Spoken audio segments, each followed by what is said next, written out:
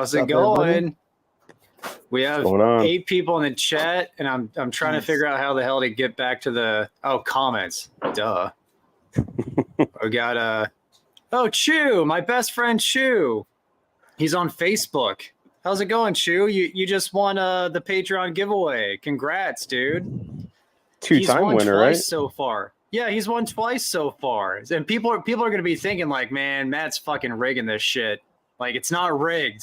and each time that asshole wins, I add another winner to make sure people know it's like no favorites. Yeah, especially that guy.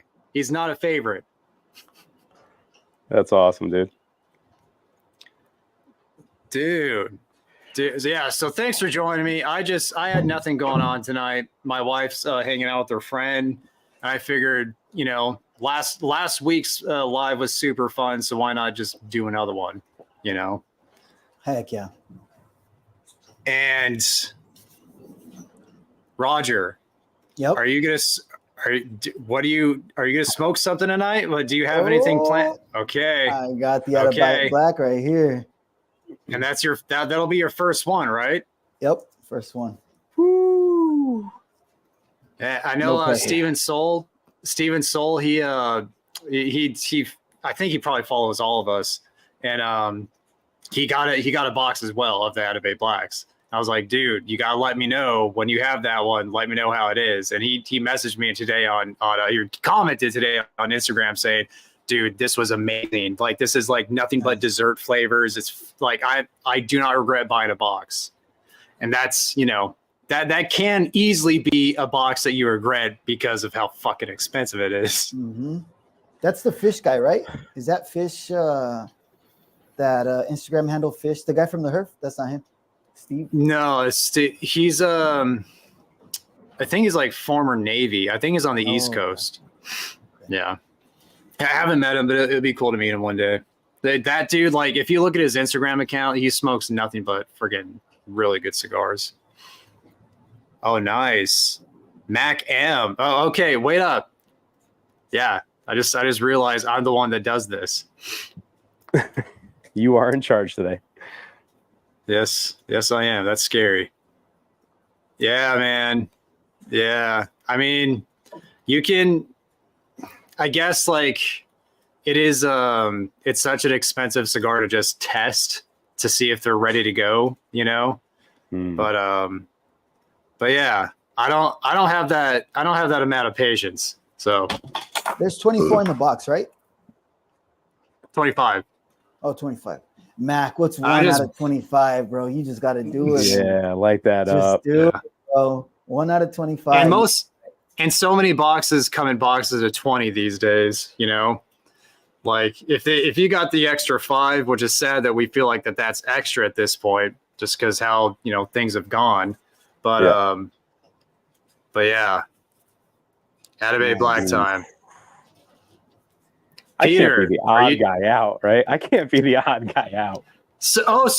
No, you just don't smoke don't smoke the other one. Don't smoke the nice. Yes.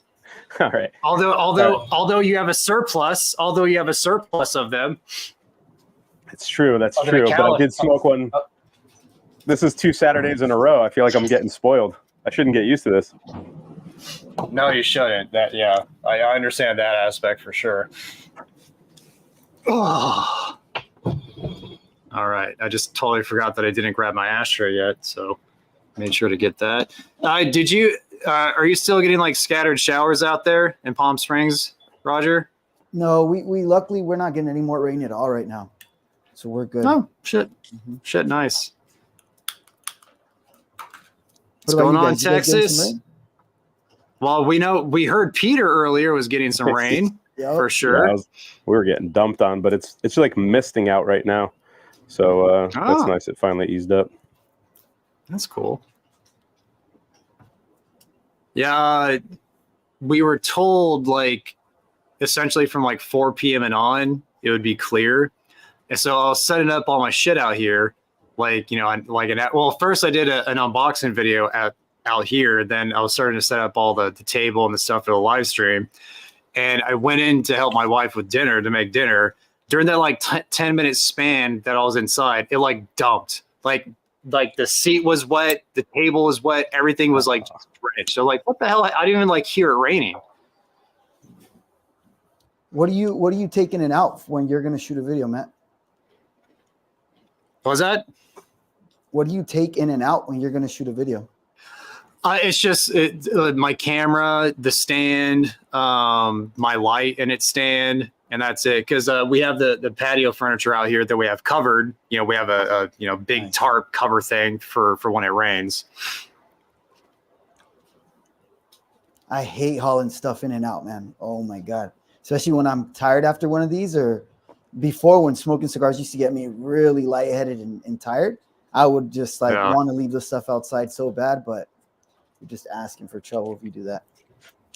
Yeah. John! What's up, John? What's up, y'all? What's up, man? How's it going? It's going all right, dude. Bro. Good to see it. Oh, nice hat, bro. Dope ass hat. Dude, I like the Psalm hat, man. It's awesome. I was glad he sent it. I'm not cool enough. He didn't send me one. He sent me one, but I gave it away. I wanted to keep it. I was like, I really want to keep this hat, but I gave it away. Damn. Fiduciary duties, man. Mm-hmm. Hound Dog, you're not big enough in the cigar game, man, like I am. Not right. Not to get dope hats. Maybe one day, man. Maybe someday. And yeah, Michael Woodcraft, like, just Google. We can't tell you where to go because of YouTube stuff. And if you see something that looks familiar in terms of a content creator, you're not at the wrong place. You're probably at the right place. Just you just do a little due diligence. You'll find it. And they just got a shipment in stock as well. Like, they just got a big shipment of stuff in stock, things that have been out of stock for a long time, like the industry killers and whatnot. Padron 2000. Sup, fellas? What's going on, Mike? I think your mic just met our mic last night. The mics collided. The mics united. Oh, man. See Javier's comment there. It's very accurate.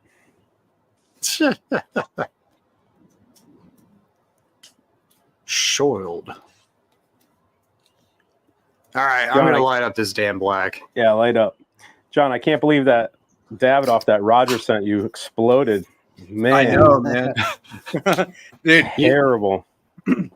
The best part about that was right when you messaged saying, man, I guess Roger's you should have smoked mine. I saw Roger post his story saying the same exact thing about yours. It was just the most perfect timing ever. Yeah. He sent me a picture that he had just sent you that. And I'm like, yeah, dude, we did it at the same time, but mine was public. So mine is true. Yeah, no, I was cracking up. That was hilarious. Yeah, dude, literally. Okay. I dry boxed it for a little over a week. It was kept at like great humidity, all that. The weather was perfect. I mean, there's no excuse for it. Like, I lit it up properly, like, and then within 2 seconds, man, pop and split, and just like, of course, sucks. And it continued to like just crumble as you continue to smoke it. No, it got better. It got better. It wasn't as bad. It's such a big cigar. Yeah, it had time to. Yeah, it wasn't as bad as the Placencia Zodiac series. The luck I've had with those.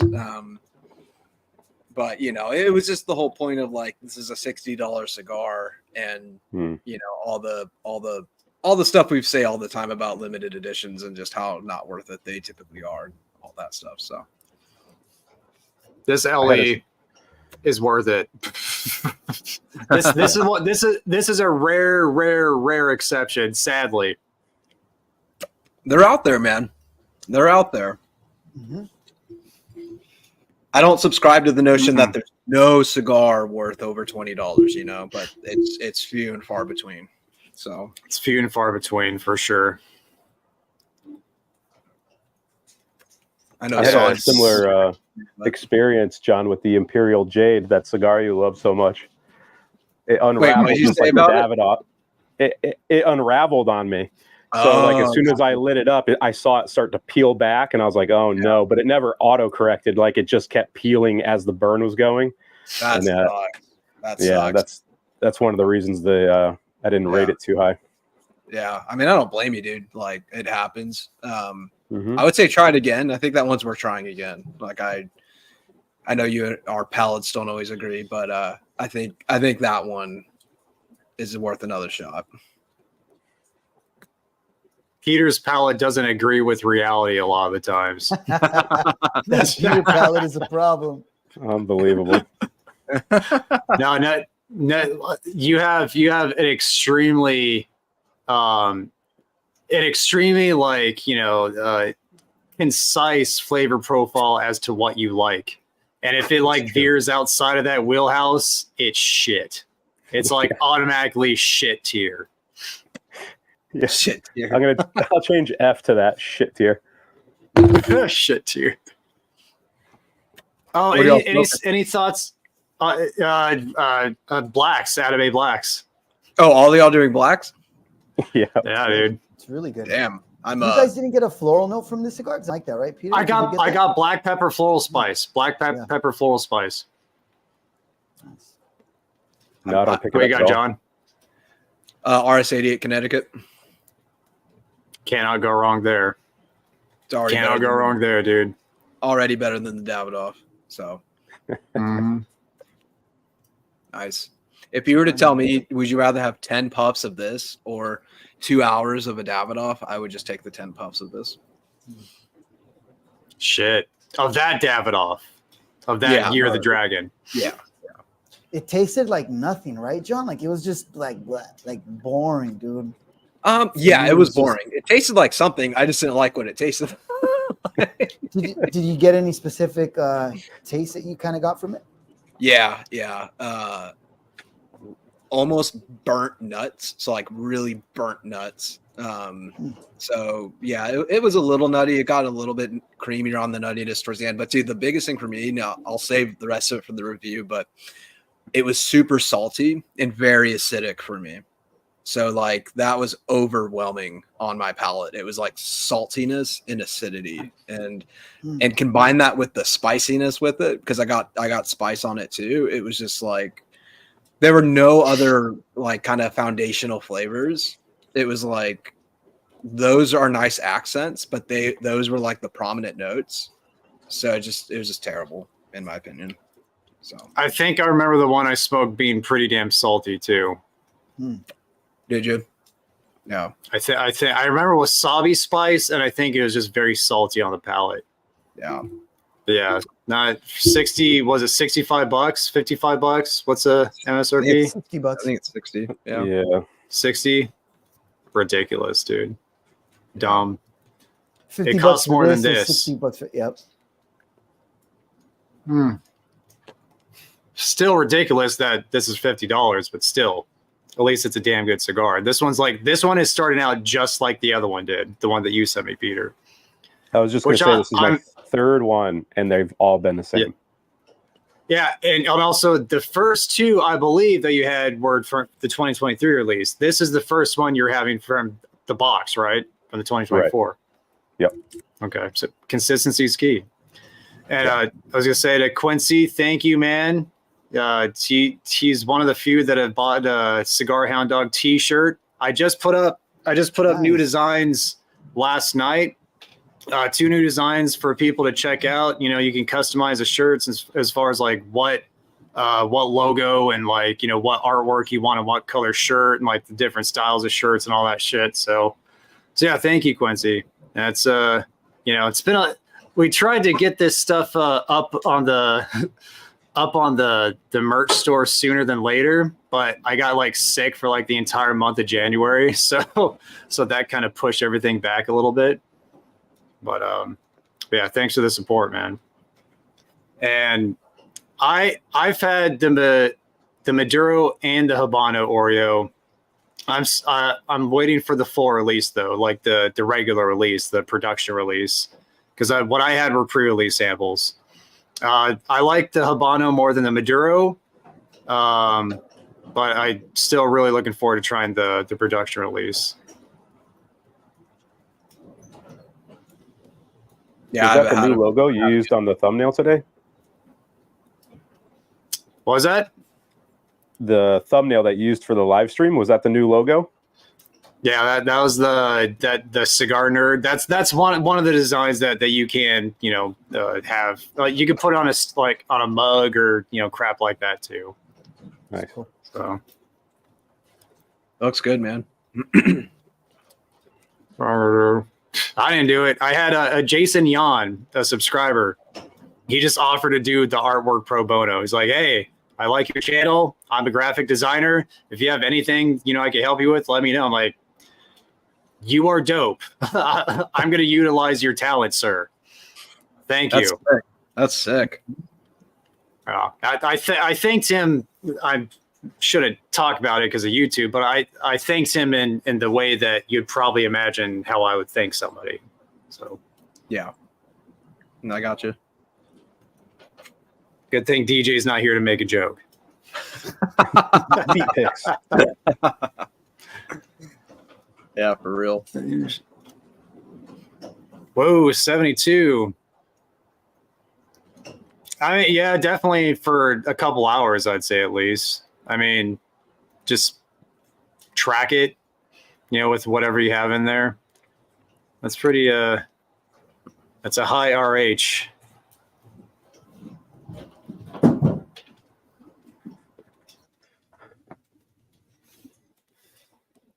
Melania Maduro. I know Peter likes that one. That was my first box ever. For me, I've had the. I think I recently had it in Robusto, and I was not a fan. I'd be open to try it in like a Figurado. I'd be open to try that blend of that size, just because I really like that Figurado size for the Milano.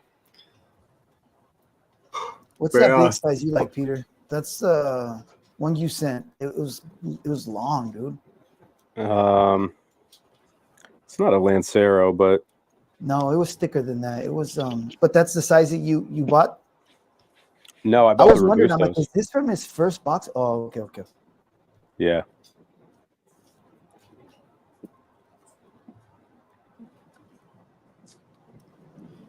Mm-hmm. Yes, definitely. You are. Sometimes too much. Yeah.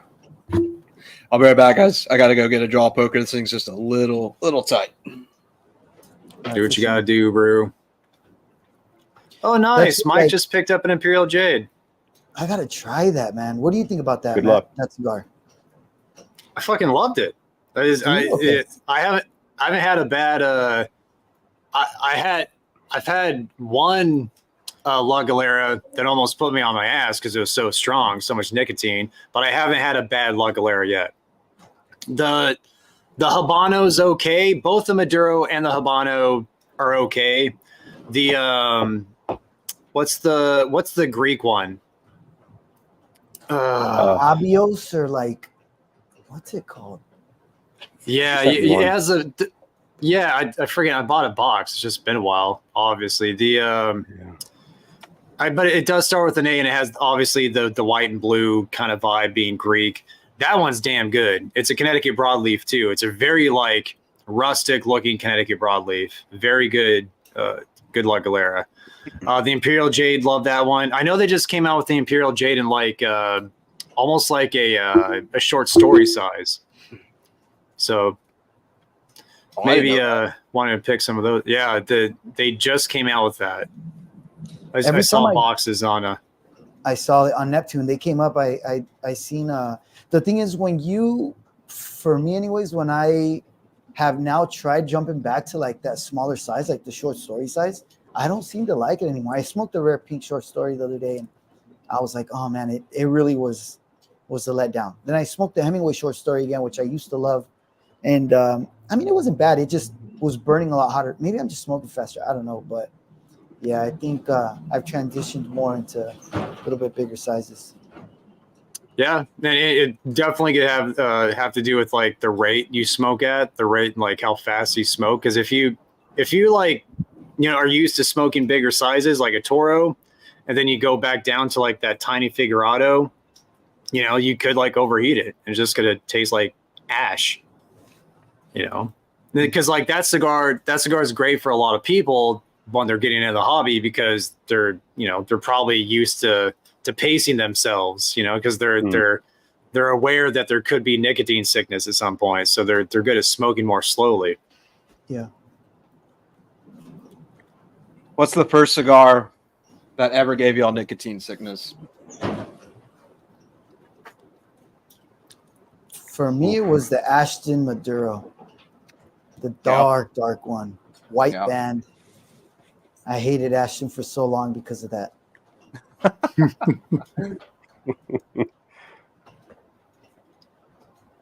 The last one I can remember was the Foundation Wise Man. Oh yeah, that one. Okay. That one put me out. I just remember being in the shower, going, "I don't think I'm going to smoke a cigar for a while." Like just staring at the water, like this is not fun. Yeah. Was it the Maduro or the Habano, the natural? It was the blue label, so not El Wense. Is that the blue one? Yeah, the Wense, the natural, the non-Maduro. Yeah. Because the Night Commander put you on your ass too, right? Yeah, but I felt it, and I was like, all right, I got to slow down. I was smoking it pretty quick, and I felt it when I stood up. I was like, okay, I can manage this. But yeah, that snuck up on me quick, because that's a big cigar too. So you got to feel that out. It was a really good cigar, though. That's a damn, and like I only have one left, and as you probably know too, it's like I know that cigar is going to be great with age once the nicotine kind of tames down. So I haven't smoked the other one. I got to get better at like realizing, what comments to post that aren't like conversations between people in the chat. Sorry, guys. Well, that's the fun part when the chat's going off. Heck yeah. Is EKB here? Oh my gosh, it is going off. Crap. He was here a half hour ago, Matt. Damn. Sorry, dude. Been up for 23 minutes. See, if you are like having to keep an eye on the chat when it's moving quickly, does that kind of take away from damn. Is that the wind? Man. Yeah, it's like gonna blow my shack down on top of you. Dang, dude. I thought like somebody was trying to break in. No, I'm gonna go close my door.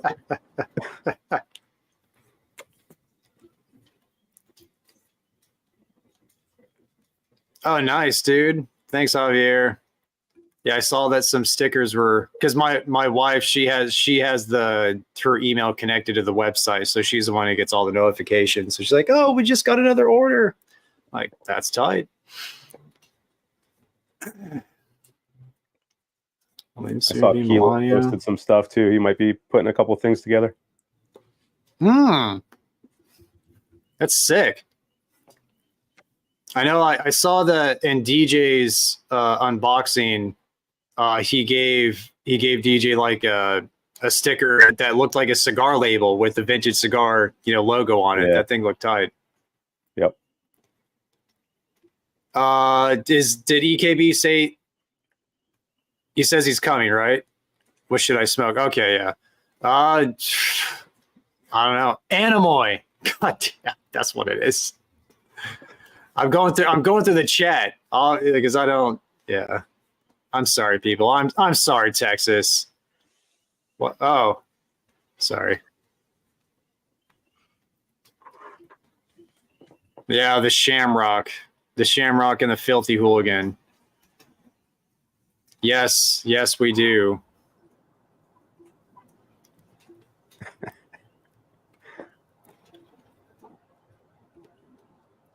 Is that what's holding you up from hopping on the live stream, Kilan?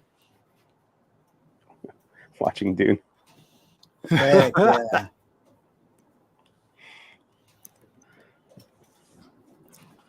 How long did it take you guys to develop your palate till like you felt like you could start like tasting and discern different flavors? Gosh Still darn. learning. Man, it took me. I mean, I could get like some flavors, you know, but I don't know, man. I don't feel like I've been able. Like, I feel like it's gotten like it gets better and better, you know. So I don't know if it ever stops necessarily, but like, I don't know. I guess when I was first starting to smoke, it maybe took me,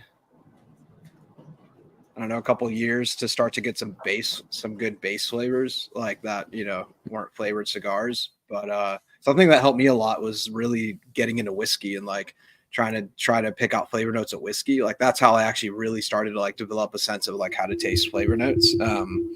Yeah. But yeah, I don't know. I've been smoking for 16 years now. So Damn. I'm on my 16th year as well. 15th or 16th since 2008. However, I don't do numbers. What are numbers? I don't know. yeah. I don't know. Apple Store. What are you doing at an Apple Store, Kilan? That's like Nice. like for you. That's like a Satanist temple. He's an For Android you, guy just- or what? Hates Oh Apple. yeah, dude. He talks any No chance way. Keelan gets to talk shit on Apple, he runs with it, man. He takes that ball and fucking just goes. Damn. No way, KB. That sucks. Oh dude. yeah, Apple's but he uses an iMac all the time just because that's what he has.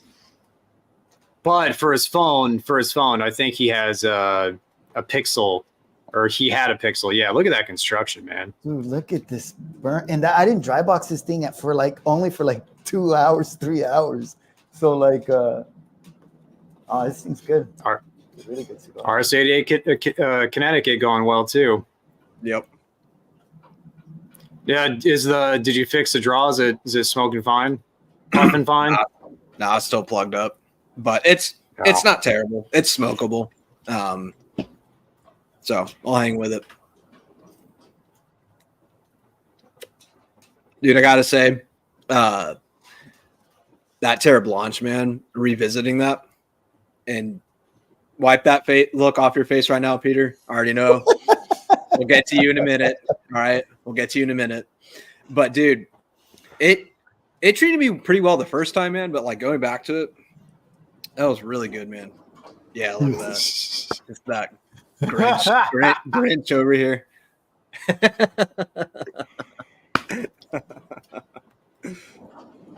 Oh shit! Sorry. Yeah, there we go. Got us back. So definitely an improvement from the first one you had. Yeah, and the first one was good, but the second time, man, dude, yeah, I was like, okay, now I get it. Like as far as all the hype that's been put on it, that's probably my favorite Connecticut right now. It's money, dude. And the funny thing is, the same exact thing happened with DJ. Remember, like he was talking in his he did like top 5 Connecticut's like towards the end of the year or like early January this year. He was saying like the one I did for review was whatever. Like he really didn't think it was anything special. Yeah. But during December when he was out here, I gave him one, or no, Thanksgiving for during November when he was out here. I gave him one in a bomb, and he smoked that in Moreno Valley when he was visiting his family. And he said it was amazing. He said it was like, on another list. So there, here's the thing. It could just be palate that day. It could be conditions. There could be, consistency issues, quality control issues too. Yeah. So, there's just something to keep in mind. If you do have one, it could be worth to go back and see if you have a better experience. Peter's given it multiple shots. You've had varied experiences, but none of them really made you compelled to go back and try more. Yeah, the first one I had was the Robusto, and I just didn't like it. I thought it was bland and boring. I wasn't getting anything from it. And then Matt was like, smoke the Toro. And the Toro started off really well, but then it just exploded on me, like wrapper unraveled, and it went straight to the binder. I was like, all right, I can't smoke this. But that first inch and a half was good. I will say it was much better than the Robusto, but it disqualified towards the middle. Yeah. Okay. Yeah. Maybe third time's a charm, man. Third time's a charm. No, You don't like that's just Connecticut time, in right? general, though, right? Usually, Peter's not a big Connecticut Connecticut guy. Yeah. I gotta say, I'm not Mm. either. I'm not huge on Connecticut's, but that Terre Blanche, man, I love that one. That one's real good. There's a few I'll go back to, but yeah, that's definitely on the lower end of what I'm interested in when I'm looking in the humidor. And it's funny because like all of us are smoking the Atabey Black, and you're the one smoking in Connecticut. I'm not a No. Connecticut guy, Yeah, but I'm the not only cool one enough to be in smoking the Atabey Connecticut. Black Club. Sorry. But this doesn't seem Dude. like a bold cigar, dude, right? It doesn't seem like a. It's not. Mm-mm. this It's one's not. mine. It's medium. Like It's very- medium plus. It's medium plus at its strongest, but it's just very balanced, very nuanced. It's an elegant Maduro, which you typically wouldn't think would be a thing, but it is a flavorful, elegant Maduro. It reminds me of the Julius Caesar a lot. I get that kind of chocolatey taste with it too. This one it's definitely more complex, but like that chocolatey profile that I get from the Julius Caesar, I get it from this. Also they're the same strength as well. Like the Julius Caesar, it's not that strong of a cigar. It's another nuanced Maduro, and I wouldn't be surprised. I'm not off the top of my head. I can't think about the blend for the JC, but I'd imagine there could be some form of like Costa Rican or something in the filler, because I know the Diamond Crown Natural and Maduro both have Central American filler in there, so I wouldn't be surprised.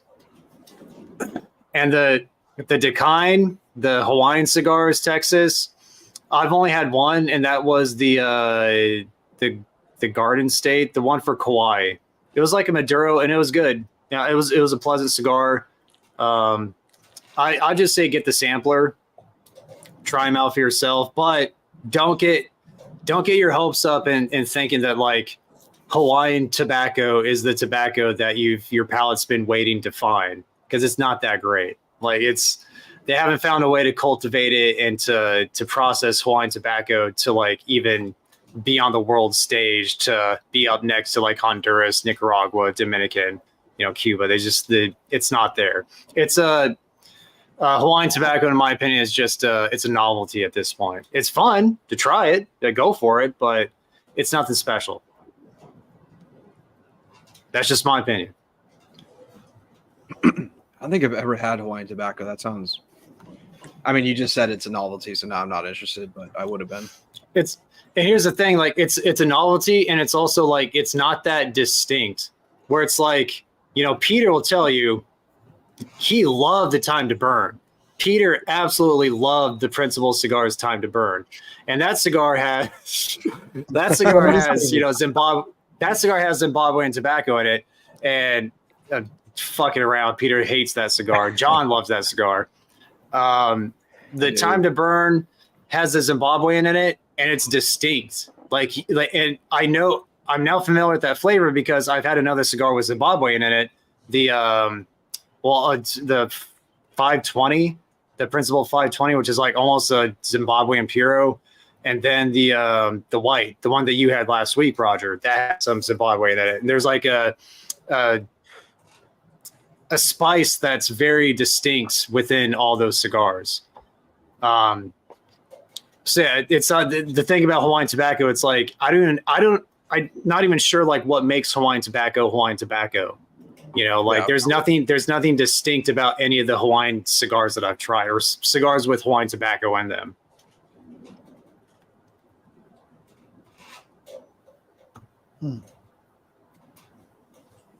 Sorry, I'm trying to catch up on the chat here.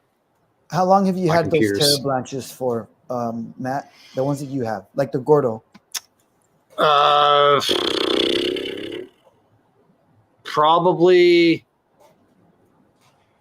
9 months. So not long, but something, Mm-hmm. But for me, it's like that cigar. It's in a weird spot to where it's a little expensive. It's an $18 per single cigar, but also it's not extremely expensive. And I love it so much. It's very difficult to think that like I can hold off on a box to smoke that long. Maybe like if I tuck some like a couple away, but that's a cigar that I'm just like every other week or so I'm going to come back to it, and within a year I'm probably going to smoke through that entire box. That's how I feel about the La Vereda. It's like $18, which is pretty expensive, but that's one I just like. I absolutely love. So I got to get I haven't had it since the review. I have my hunting trip coming up, so I'm on budget lockdown on cigars right now. But as soon as I start saving up again, I'm going to get some La Vereda. But that's one Peter and I actually agree on. So when you go on those hunting trips, are they guided hunting trips or nice? Heck yeah, dude. Nice, Peter. Are they guided hunting trips? No, we have property. It's my brother, his father-in-law owns a bunch of property up north of us, and so we'll hunt deer. But this one coming up, we're just going straight hog hunting. So that's going to be a lot of fun. Peter said he's gonna take me and Felipe to go hunting. So I don't know when, but yeah, that's cool, man. Have you been before? No, he said he's gonna carry all our stuff and do the pack out or whatever. I'm basically going to do everything. I'm going to do everything, and they're just going to hang out and smoke cigars. Dude, I'm imagining you as like a Sherpa with like 300 pounds on your back, just like, while they're smoking. Terry Blanc in their face. Yeah. Great. That's amazing, man. That's funny. Have you guys had the Cerberus? The Aganorsa Guardian of the Farm Cerberus? No, but it looks like it's not going so well. I thought it was okay. I smoked it a long time ago, man. A long time ago. I thought it was all right. I had high hopes for that cigar. Yeah, I have one that's like got 2 years of age on it because it's just been sitting in my box, and every time I look at it, I'm like, no, it's all right. Yeah. To me, there's not much distinction if you had the rare leaf reserve. It reminds me a lot of that cigar. And it's just like peppery, woody, some citrus sweetness, just like a lot of other Aganorsa leaf.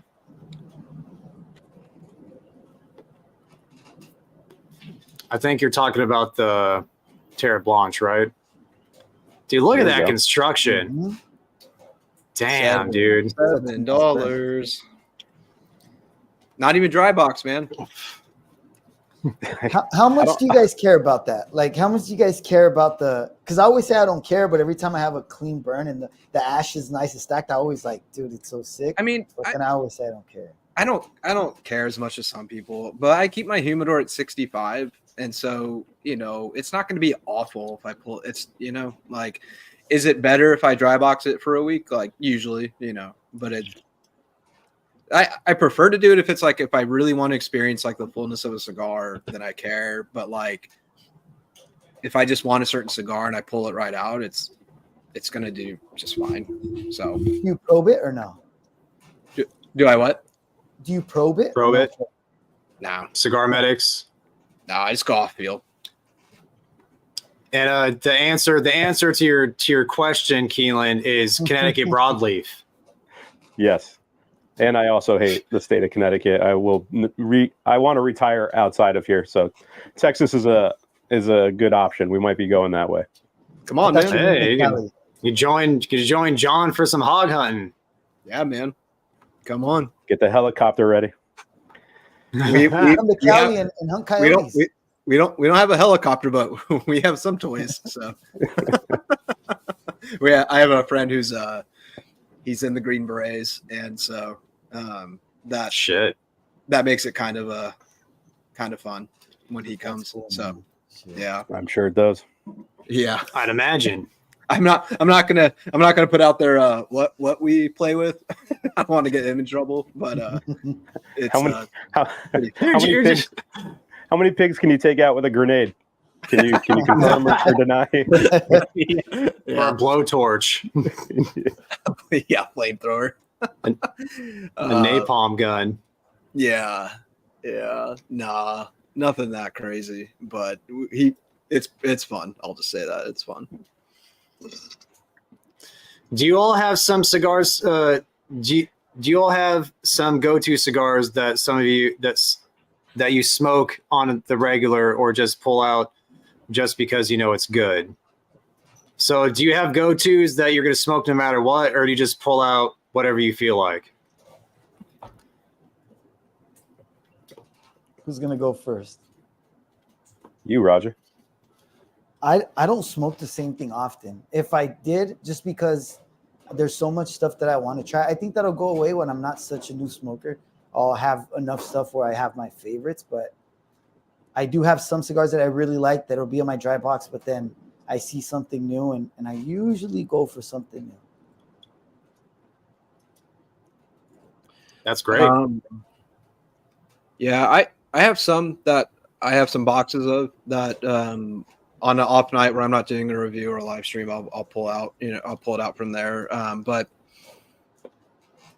not a lot because, I get sent a lot of stuff and I want to review it. So it's just hard to fit it all in. What I'm hoping though is the boxes of cigars I do like are just going to age for a really long time. And then, over time, I'm just going to really enjoy them.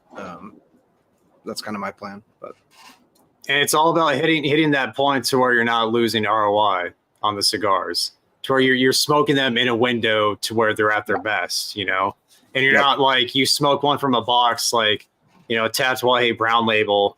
It's like, oh crap, this one's starting to just taste like air and wood. You're like, shit, these are past their prime.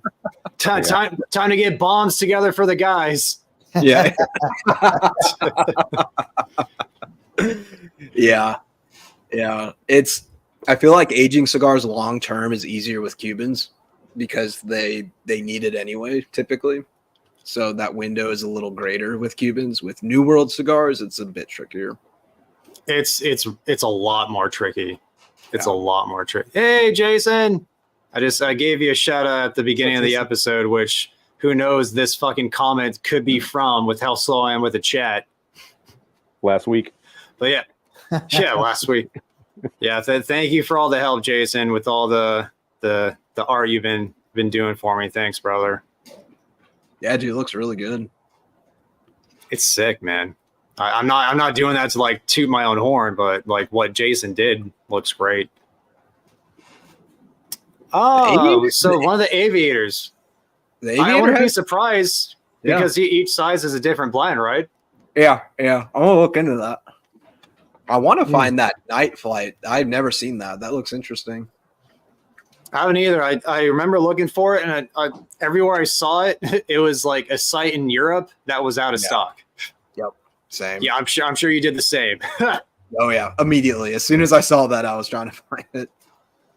Yeah. And Roger is a day trader.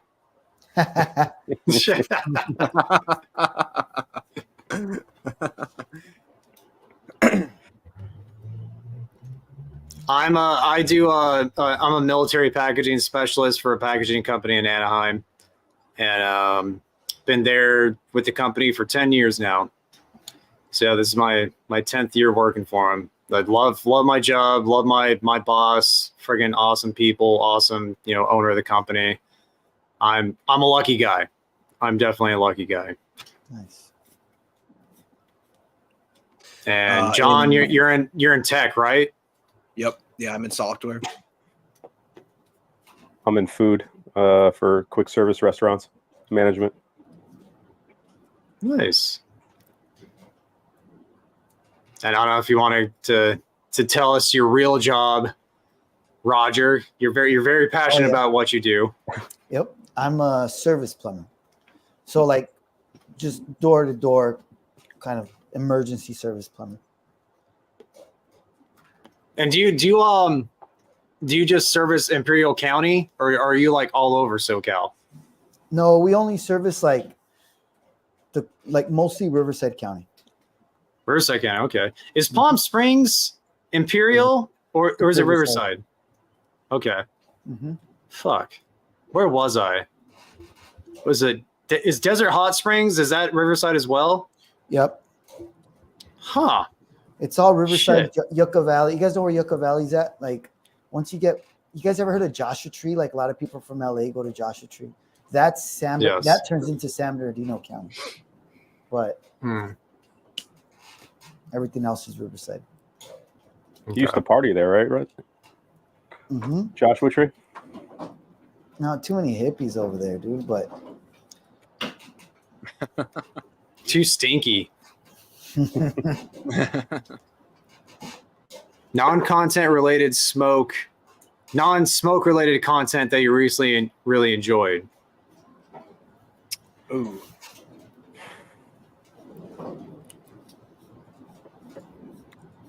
That's a good question. Go back and look. Yeah, go back through your watch history. Yeah. I watch a lot of Keelan's here. Nice. Keelan! Mic check, 1, 2. Can you fellas hear me?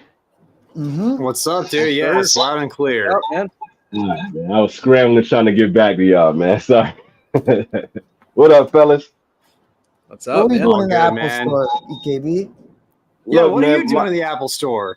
Look, I did not want to be in the Apple store at all. Like that's like kryptonite for me, man. I hate Apple products. But my son has a phone, so like he dropped this iPhone.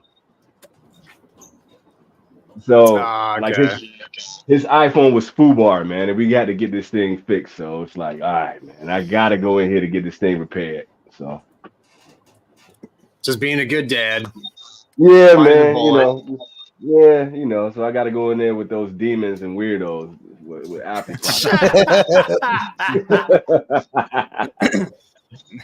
products. So tight. All right, man. So I'm gonna light up something I've yet to have, man. I got, what is this called? The Syngenta? Is that The Senator. Senator. Yeah, the Senator. yeah, that shit. Yeah. So I haven't lit this up before, man. That shit. I've heard It's- mixed reviews. Yeah, man. it's I good, know. but- I know. It's But- good, but I think it's like $35. But sadly, these days, $35 sounds cheap. You know? Fuck yeah, you lit, not to me. Yeah. Yeah, I got that stay-at-home dad money right now. I can't be just nah. Yeah. I smoked recently, to answer the question, the Avo Classic Maduro #2. Nothing mind-blowing, but it was solid. I'm not a huge Avo fan, and again, it's nothing crazy, but it was surprisingly good. Like, I think it's a Connecticut broadleaf on it, and I got some good flavors, man. I would go back to it. I was like, why did I used to like this brand? You know, at this point, it's just like, did I really like this cigar at one point in time? Like, Yeah. Like the Avo Classic, solid.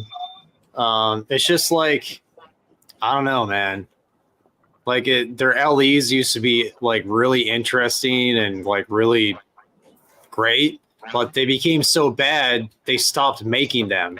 Like the 2022 was the last one, you know. But they came out with the seasons. yeah. I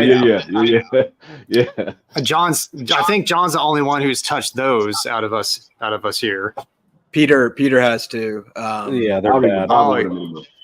Yeah, the summer was like, it was really boring, but about halfway through it got okay, you know. But yeah, it's $18, so it sucks. Yeah. Really boring.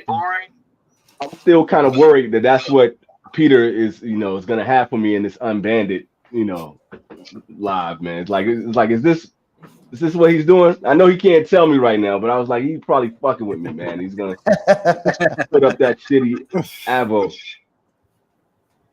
Listen, I gotta smoke it too, so obviously I'm not getting cigars that are too bad. That's true. Peter's just gonna snap someday because all we do is just give him shit. But you give shit just as hard, so actually. Yeah, exactly. That's why, like, I don't worry about Peter at all. Yeah, I know he's coming back with heat. I'm not worried about this cat. Yeah, that's why all the cigars you guys like, I rank shitty, because I'm like, this is how I'm gonna get back to them. Fucking just Just undercut our credibility every which way. Man. Undercut us. Oh, Kilan likes this D tier. Oh, okay, I see what we're doing. So you just talked about this on the live the other day. D tier. Take that. Yeah. Is and Alchemist, you're gonna be on this week's episode of Unbanded, right? Hey. I think Next it's week, the I think. next one. Yeah. Yep. Yeah. Next one. Okay. So not this week, but the week after. That's actually what I had to figure out. So yeah, I'm good to go on that one. Just to confirm with y'all. I actually might see Vlad this weekend. He's coming into town. So that's those were the dates I was getting mixed up. So that's tight. That'll be cool to chill with him in person. Yeah, he's coming to Renegade Cigars in Dallas. So we'll be hanging out there. Just have the chat just sitting on anal probe. It's hilarious though. I'm sorry. John is giving this dope ass answer like, "Yeah, man, I might kick it with Vlad." Anal probe. gonna clip that like non sequitur, like just have John talking about meeting Vlad. Anal probe. That is comedy, man. Yeah, all of a sudden Vlad just doesn't come to Dallas. He's like, "Hey, hey, dude." Yeah, Texas guys, man, they're a little different. Yeah, you guys out in Texas do some weird shit. Yeah, hunting hogs and anal probes. That's about it. So, whoa, this is way spicier than I thought it was gonna be. Good gracious! Oh yeah, really? Yeah, it's got a little punch. So I'm just getting started. Like I'm just in it, but it's like right now, it's like I feel like Matt. It's like pepper and spice and wood. Like all stuff. Fuck. Oh, it comes from AJ's factory, right? Yeah, it might. I think so. Yeah. Yikes. Okay. Here's another gem Texas dropped on us.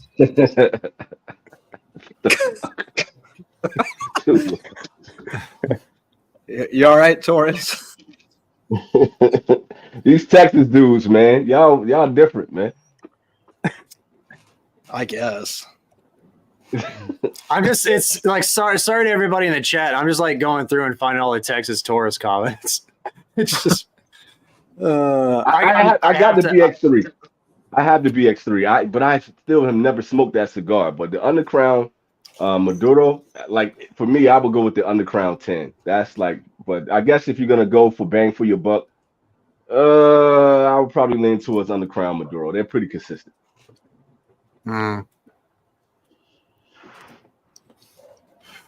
Oh man. Okay, let's do a cigar check. How's everybody's cigar smoking? Like an AJ. Beautiful. Great. Yep. It's a great cigar. So you're really liking it? Mm-hmm. You should go halves with Matt on a box because he'll send you 10 of them and then 10 McAuliffes on top of it. Nice.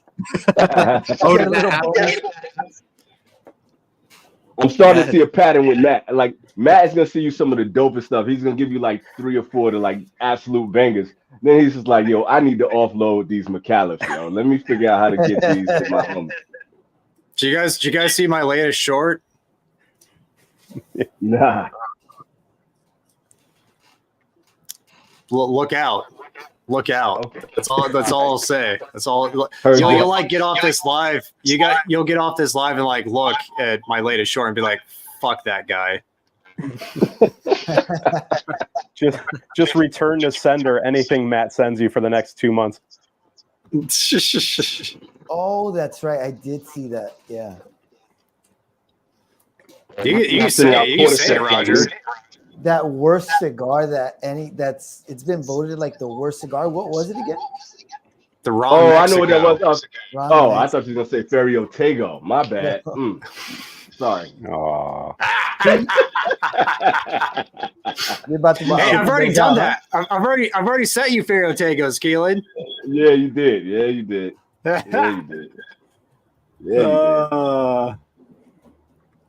The OGs hanging out with some fresh faces. Yeah, man. Nothing more fresh than this guy. Hey, Roger's newer than me. What is it? Yep. I'm hella new, man. I used to watch the new wave, and you were on there once, Peter, and like on like the background. It's funny how fast you become an OG, though, man. It happens overnight, dude. You know, I know. Like we all used to be the new kids on the block. For 3 years. Yeah, you know, Yeah. it's quick, man. How that turns over. GTO Next cigars. thing you know, I'm gonna be like an old pissed off guy, just like in my garage, just yelling at people. You know, the racial slurs at trains that go by and shit like that. Keep eating that yogurt. That's right. You'll get there. Speaking of cringy stuff, what do you guys think about GTO? They suck. Well, I'm afraid to say. A lot of people With are good talking reason. about it. Like I haven't had it yet. So like in my lives, people are asking me like, have I had GTO yet? I'm smoking a GTO. I don't know shit about it, man. So. I don't want to get a cease and desist, so I'll just say allegedly on everything. Yeah, don't say. Oh wait, else. is this the lawsuit guy? Yeah. Is that the lawsuit guy? Yeah. Get the fuck out of here, man. Don't give your opinion or he'll sue you. Oh, like, come on, man. Like, everybody's trying to sue me right now anyway. Whatever. Let's get it. Michael, what up? What's going on, Mike? Mike. 8:52. All right, I'm just like 5-6 minutes behind. Oh, that's light work for you, man. I was halfway home by the time you got to my message. I was like, damn. Tabernacle? Was it the Havana seed or the OG? Because I think the OG I had the Toro. I think both the Havana seed and the OG I had the Toro. And they're I like the Havana seed a lot better. I agree. I love that Havana. Yeah, Same. I think. Same. I think in the Cigars Unbanded, you're talking about that, and the Havana seed. It's just for me like it's not a pepper bomb like the original is. Little more sweetness to it. Yes. Yeah. Dude, that cigar in Corona is outstanding. I love that cigar. The Havana seed. Yeah. Have you had it in Lancero? I've not, but I've heard a lot of things about it. It's good. Yeah, I'm not a huge. I mean, Matt will call me out on this probably. I'm not a big Lancero guy, but I have heard that Havana 142 is like amazing. So in Lancero. Are you guys getting that echo? Yeah, I'm getting a fat echo right now. I think it's Kilan. Is it? Nah, man, I don't have anything up. Like, I just got a phone. That's it. You should have got an iPhone. Oh, no way. Why would I ever do that? Huh? I got my headphones in like this. Ooh, I got a green bubble. Ooh. Weirdos, man. Now we know you're jealous, Keelan. You see? Ain't no way. And myself, Roger, and Peter are smoking the Atabey Black. Keelan That's has cool the Keelan. Senator. And the Night has Commander is the- way and then- better than this cigar, man. And then John has the RS88 Connecticut. So the Night Commander, did you get like nicotine? A lot of nicotine on that cigar, Keelan? The Night Commander? I don't remember that, man, because one, it was cold as hell. Like, that's when I was like on vacation in Japan, like when I tried that cigar. I know I like the flavors of it, but I don't remember getting a lot of nicotine from it. I feel like this one is stronger than the Night Commander from my memory. Really? Yeah, but yeah, it didn't hit me. But the other thing is, like, I don't get nicotine sickness very often. Like, the last time I really got rocked was from that Anemoy. That was the last time that a cigar like had me like Been a rocked. while. Yeah, it's been a minute, man. So I don't get that very often. RoboCop game's sick. If you have a system to play it on, and you have any interest in RoboCop, it's a fucking amazing game. If you like Predator, Texas, it's for Xbox, it's for PS5, PC, like all the latest generation of games or consoles you can get that game for.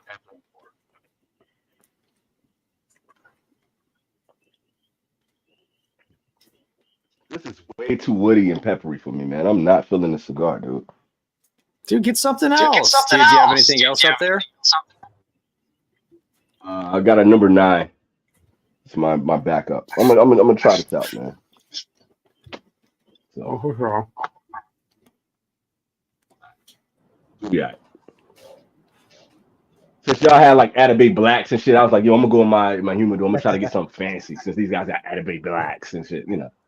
That signature looks like a super cool cigar, man. Like I've never smoked it, but nobody's ever said, but it looks like such a great cigar. The box looks cool. The band looks cool. Like it's a cool, like, you know, Figurado shape, and this shit tastes like you take wood and you put it on a block of fire, and then you just put pepper on it just to season that wood up. That's what season the wood. I remember. I think I remember it being pretty mellow. The one that I.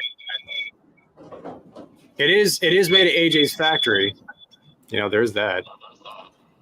Yeah, this is not mellow. That I felt like the Night Commander was more mellow than this shit, but it was more balanced. That's what I'll say. It was more balanced.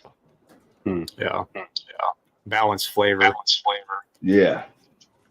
But is that a newer Synergy or an older one? I honestly have no idea. I don't even know who sent this one to me. Somebody sent this to me. I think it could have been. Oh, okay. Yeah. So if it's one I sent you, it's the original release, and I remember that one being way more peppery than the second release. Ah, okay. There it is. Then. If it's bad, Peter sent it. Yeah. He's like, let me get this the fuck out of here. I got a new generation. I didn't rebuy it because I bought a box of the first one. I remember. All right, my bad, Peter. No, I was gonna say I bought a box the first time and I didn't like it that much. So when they released it, I only bought a single, and I remember the single was better than the ones in my box. So that sucks, dude. It is what it is. A box at it. Yeah. Yeah, we have. At least they got better, man. Usually they get worse. It's like shit, man. When are you gonna smoke the Dragon? Did you get yours in yet? I'm assuming you pre-ordered some. Yeah, mine's pre-ordered. Small batches, not getting them in yet, so I'm waiting. Boo. Don't knock it, John. I'll make you smoke it, John. I'll make you smoke it. I will. I will, man. It'll crack. I hate the Zodiac cigars, man. Hate them. I'm with you, bro. I've had bad luck, huh? Have you had any good one? The Tiger, you didn't like the Tiger, like the Rabbit of Davidoff or Plasencia? Not for $40 and $50, man. Yeah, so two of them exploded on me, you know, and then the Davidoff one had that issue, and then, you know, when I tried the Tiger again from Plasencia, I found it boring as hell. That wasn't for me. It just didn't really do a lot for me. So it wasn't like bad. It just, again, for $40, $50, did not move the needle. Smoke that Cameroon, bro. The Davidoff Dragon the Davidoff Tiger is such a nice looking cigar. That cigar is so sick, man. I remember I seen them at a local lounge that I have here at the casino, and they were $80 each one. But when you looked at them, they were so nice, man. And I remember one of my coworkers like, imagine buying that cigar. I'm like, I would never spend that much. But it's like, and it's a small cigar too. Yeah, they're nice, but it's a short Bellicoso. Yeah. I mean, dude. So the Angel Share is my favorite cigar. I just found some more for $30 each, and I struggle to spend $30 on that thing. So, like, if you're telling me I'm going to be spending between $40 and $60, you know. Did you buy them online or? Yeah. Dude, online. DM me where you found them, bro. Because I was just telling Peter yesterday. I saw a website that said they like restocked, and I saw Angel Share on there, and I was like, dude, I went to buy that 3-pack tin, and I added to my cart, and it said 0 items in your cart, and I was like, what the heck? Then refresh the page, sold out. Gone, just like that. Yep. Yeah, man. I was gonna tell you, dude. The website I bought it from, they had one. It's gone. Yeah. Good people right there, man. Good people. Yeah. Yeah, it's dude. When you find those things, they just go. I mean, so fast. So. Yeah. You get the Texas Taurus approval, Roger. Nice. Thank you, Texas. Appreciate you, brother. But I'll still DM you, Roger. But they're already gone. But you know, you could always. I keep a drip list of, you know, ones where I found them before. So. What? Damn, Texas, no way, dude. Oh shit, sorry for your loss, man. Dude. Yeah. Condolences, man. Peace to you and the family, man. Yeah. Sorry, dude. That's heavy, brother. That's heavy, man. That sucks, dude. Damn. But it's funny, like the dichotomy in what he's saying right now, to lose a cousin that young and to have a grandmother that is at 101, man. It's a lot packed into that one chat tweet right there. Well, sentence right there. That's a lot, man. Yeah. Yeah. Growing old is a privilege, man. Facts. Mm-hmm. You guys know Roy? that? You know that? What's going on, Roy? Remember that that guy on the first live that I ever went on with you guys? Mike was talking about that channel, Havana Daydreaming, and he's like an older guy that like shows his boots, and he bought those fake Cohibas. And lately, like I haven't watched his stuff in a while. He posted like smoking like all my good stuff, like positives of having a terminal illness. And I was like, oh, no way, man. So he's like, well, I'm going to smoke my good cigars because, like, I didn't think he went into exactly what he has, but I guess it's like a terminal illness. And I was like, dude, that sucks, man. Such a, yeah, man. It's crazy when you see stuff like that. You forget that things could change, like, in a second, you know? I didn't come up with the whole smoke your best cigars thing, but that's why I kind of took it and ran with it. It's just because, like, you just never know. You don't know what tomorrow's gonna be, man. You have no idea of what, like. So enjoy everything that you have while you got it right now, man. If you got dope sneakers, put on your dope sneakers. If you got time with your kids, spend time with your kids and your family. You know, if you got great cigars, smoke them so you can enjoy them. Tomorrow ain't promised for none of us, man. We might not make it to 101. And not to be on some like real serious philosophical shit, but just like enjoy the shit. Enjoy the time with the fellas on the live, man. Kick back and enjoy it. Smoke good cigars while you at it. Yeah. Absolutely. Yeah, I don't want to make it to 101. I'd imagine you know, I feel like a crotchety old man already, like triple my age. But dude, I look at it like this though, man. You like the way things are going right now, man. You never know in 20 or 30 years, it might be some scientific advancement where where you make it to 100. It might be the new 60. You know what I'm saying? Like Android. The way become an android, a board. You never know. Because I'm just looking at like if you look at old basketball photos of like from the 70s. Those cats would be 20 years old and they look like me out there, playing. And I'm 43. You know what I'm saying? Like it's kind of wild. Like you never know where we will be in another 20 or 30 years. True. Very true. It could make for a more easy golden years, technology. What the hell is in this cigar that's making me all philosophical right now? What the fuck am I smoking? The fuck is this? I guess Mike's gonna be picking up his Placencia dragons tomorrow. Right, hopefully man. They don't blow up on you. Oh, he's gonna crack half of them, man. But there's cigar glue. Good plug. Good plug. I gotta get love to y'all, man. Yeah, right. But y'all saw that. I know that cigar I had in that video. Man. That shit was foobar, dude. It's just like it was all the whole wrapper was gone on the whole bottom half of that cigar. It was one of those consistencies. Was that a rabbit or a tiger? I don't even remember. They all look the same to me, man. It's like only thing I know is a year or something. They all look the same to me. Red, gold, broken wrapper. They do. They really do look the same. I mean, you can tell the ox from the other two, but the rabbit and tiger look the same. So the rabbit's a little bit longer. That's it. Yeah, it was a year of disappointment, is what it was. Years.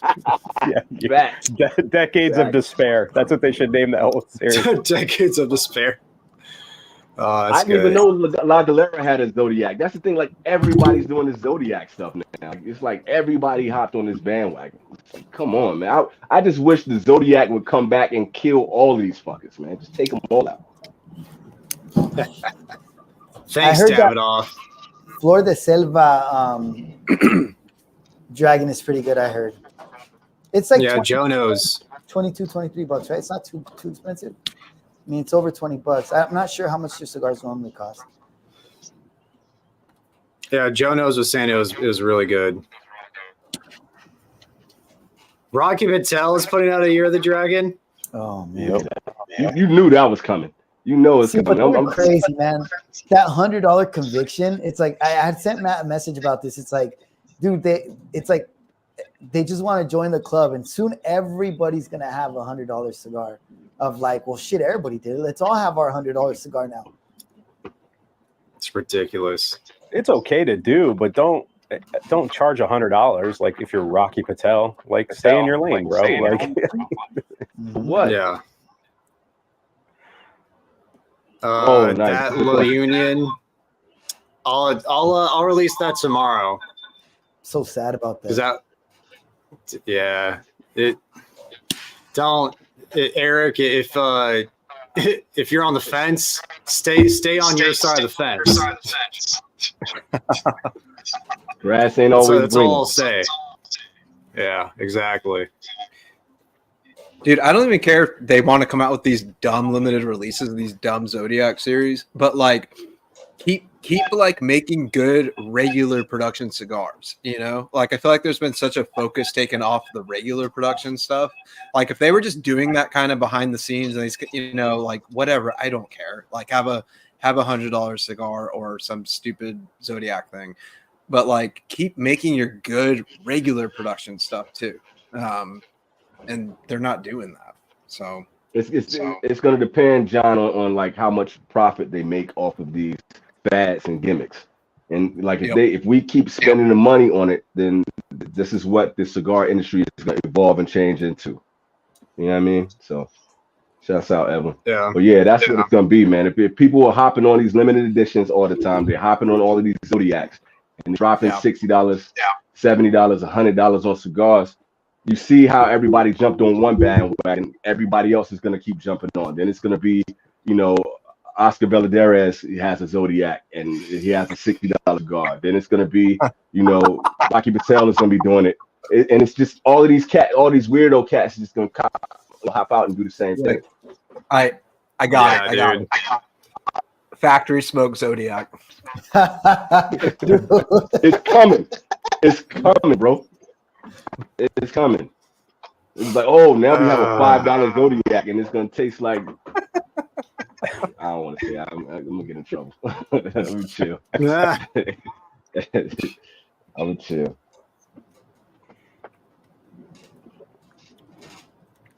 Yes, about living to 101. That's heavy, bro. Elon brain chips. Yeah. I was gonna ask the guys this the other day on the show. It's like if like El Oso released the 10th anniversary, right? Warped, but it looks way different. Like the wrapper's way darker. But I think Felipe said that the other one's called El Oso Blanco. But it's like I wonder if they make a blend, and then I wonder if they made it saying, "Hey, let's make like a 10th anniversary of El Oso," or I wonder if they make a blend or like what do you call it? Like, let's say it's this 10th anniversary of this cigar, you know, like that, or if it was actually thought out to try to redo that blend. Like they're expanding on the original LO. So are they expanding on that, or are they just taking something that's completely new and putting the label on it? It's hard to tell. I would hope they would keep that tradition going, because honestly, that LO, especially the Blanco, was amazing. It was a damn good cigar. So like, for me, I would hope they would want to honor that cigar being such a really good cigar. So like, hey, let's give them something that's even better than the last one. That's how you're hoping that they're thinking about it. But it could be exactly what you're saying. It could be the other end on it. They're just like, hey, let's brand it, and people like this cigar, they're gonna buy it regardless. Let's just throw it out there. Because it looks way different, man. So dark compared to the first one. So it's like, well, the other side to that, they could say like, well, we did, kind of like a regular Maduro, and we did, a lighter shade on this one for the Blanco. So now let's take it up another notch. It's still a similar blend, but we're just taking that wrapper up another notch, just to say we're expanding on this flavor profile. And that could be it. And I'm hoping that's the way that they're looking at it and thinking about it. Yeah. From a purist point of view. I hope so. What is in this motherfucker, man? Kilan, what you smoking? Why do you say that? Sinetger? Oh, you're still on that? Senator. I thought you put I'm still on. He's powering through. Okay. It's better now. Like, getting to the heart, it's not as harsh. It's still very woody. It's still peppery, but it's just not as harsh anymore. It's mellowed a bit. Yeah. And I see Peter, somebody's taking some of your Etafals, bro. I'm running low, dude. I got a box and a half. I love that cigar. Dude, Running low. Such a good Running low with a box of But I feel off about like recommending that cigar, because like there's a guy named Victor who watches a lot of our stuff, and he was like so excited. I got the Etafal, check it out, I found one. And he was like showing it to us, and then he sent me a message later like, hey dude, I did not like the cigar. And it was like, where he's at in the UK, it was like $80 or something. And I thought, bro, I'm sorry. I'm like, damn, man. I was like, I felt bad. I was like, well, that's why now I say don't buy this expensive cigar, because I said it's good, because everybody's different, man. Like, if you really wanted to try it and you just looking at reviews to see your videos, and cool. But I mean, I mean, dude. I mean, everyone's palate's different too, right? Like, so it's just because you liked it doesn't mean someone else is going to, but it doesn't mean you were wrong for liking it, or like, I think everyone, no matter what video they're watching, needs to take it with a grain of salt and realize like it's a subjective experience. Like there's going to be some base flavor notes that are going to be pretty similar for a lot of people, but everyone's palate's different, man. So that's true. That's kind of the pitfall. You're gonna look at find that the reviewer that you really like, and you're following what they're saying. But the pitfall is, you have to try the cigar to know whether you're gonna like it or not. And that's kind of how I hurt myself. Matt did the smartest thing, like, yo, forget it. I'm gonna put my rating on this cigar so people understand exactly how I feel about it. At the end of my reviews, when I was doing that, like at all times, I'm like, hey, go out here and try this for yourself. See what you think. I actually loved it, but that was the most that I was going to say. I loved it. I didn't like it. I did like it. You guys go out, see what you think about this cigar for yourself. You know what I'm saying? And I kind of left it at that. That probably wasn't the best move, but I wanted to be completely objective, because I didn't know how people were going to feel about my palate or my opinion. And I didn't think my opinion was ever really going to matter like that. It's amazing to see how far you come, when you're doing this for 3-4 years or whatever the case may be. But it's always going to be that. It's a pitfall. Yeah. What game?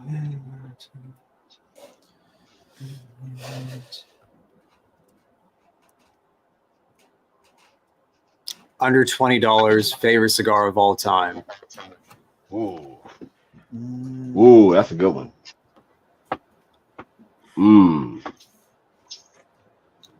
That's still available. Not discontinued. Not a LE. I'm gonna go with either the Sakakan Black, of course, or La Carême. I'm with you on that. I was gonna say Micarita and La Carême is probably right in there too, and I would probably say the Cameroon. Those would be my three right there. I would say. So I'm with Peter on this one. Yeah, Terre Blanche is $18. It's a winner. It's under 20. Yep. The one I'm thinking about is way under 20, but it's the My Father the Judge, because every time I've smoked it, I've always liked it. And then the Brulee's always been really good. Depends what I'm in the mood for, but those two for sure. Yeah. Damn, dude, all time. That's throwing me for a loop. I got so many options. This is recency bias, but I mean, the La Vereda, I love that cigar. So I would say too, I liked the Almafuerte Eduardo, but maybe that's over 20 though. That might be like right around 20. So that might be pushing it. You could probably find them on sale for less than 20. Yeah. Yeah, I'd go with those two. You get a weasel. Yeah, Sanj needs to come out with a cigar called the Zodiac Killer. Yeah, dude. It's like, fuck all your shit. Fuck all your $50, $60, $75 Zodiacs. Here's a $15 or $12 Zodiac that's called the Zodiac Killer. Just kicks all their asses. I would buy a box. I would buy a bundle, whatever he's putting out of that, just off the strength of that. Hell yeah. Yeah, just put a band on it, please. Yeah, that's what I was gonna say. With a band. With a band. Please put a band on it, though. This is a good point by Gablovsky. We can hate if it. There we go. Then of course it disappears as soon as I click on it again.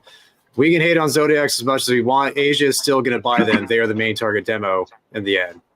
Oh, for sure. Well, I think it started as that, but it's becoming different. It's becoming something that the American market is going for because we are the biggest market for New World. It's like St. Patty's Day.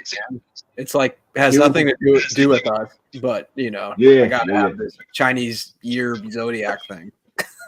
But the craziest thing, like they don't give a flying fuck. Just being in Japan right now, they don't give a flying fuck about those Zodiac cigars at all. Yeah.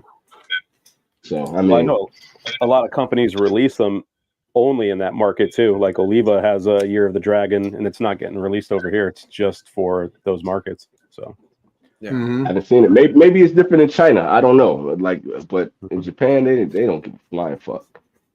They got Davidoff on it. They don't, or Cuban. They could care less. Have you guys ever tried a Victor Sinclair cigar before? I've not. A lot of people keep asking me about the cigar, man. I don't know. It's a popular budget smoke. Like they've been around for a long time too. I remember when I started smoking, seeing Victor Sinclair in the big company magazines. Never had one though. We agree, Jason.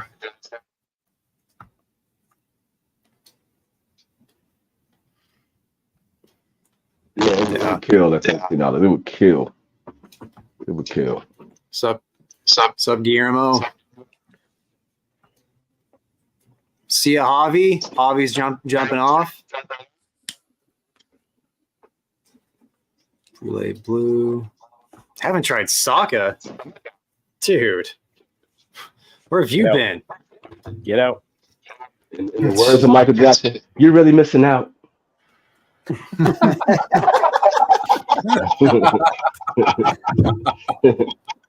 So many ways to interpret that. True. Cigar number 2 is for you, John. Oh, there we go. Nice. Love that thing. Yes. Blow the smoke in his face, too. We stand united. This Atabey Black got better towards the end for me, which is rare, but I love cigars to do that, Roger. Dude, it was a lot better towards the end. I was like, wow. To me, that's the sign of a winner. Yeah, but was it bad at the beginning or just whatever at the beginning? No, it was good. It was a bit in the beginning. It was like a bit washed out, like muted. I was like, I thought I could taste flavors, but it weren't that prominent. But then that was only once I got like past like half an inch or an inch, it started getting really good. But I was getting a little bit of sweetness, nothing too crazy, and then now it's tons of sweetness. It's crescendo cigar, dude. Get another phone call. Give me 1 second. That's kind of like the rare thing, but when that happens with a cigar, that to me, that's like when you know you got a champion cigar. You know, like when that first light up is like crazy, and then when you get to that last third, and you're like, oh, this thing is opening up and it's coming alive. It's a beautiful thing. That's high quality tobacco. When that happens, you know for sure that's like an expertly blended, expertly grown and processed tobacco. Good shit. Yep. Dude, I know they're not the same and they're not what they used to be, but I still love Legal Bravado, man. Like sometimes it's just in the mood. I'm gonna join in a second, bro. I'm gonna join you in a second. I'm gonna be over there with one of those. Wait, what'd you say? I said I'm gonna join you in a second. I got one right here. I'm gonna join you in just a minute. I'm gonna put the duck out. Damn. Compared to the US, 6 times the number of consumers that smoke cigars. I mean, it's like what? It was like 7 billion people out there. You know what I mean? So it's possible. That's true. Sure numbers.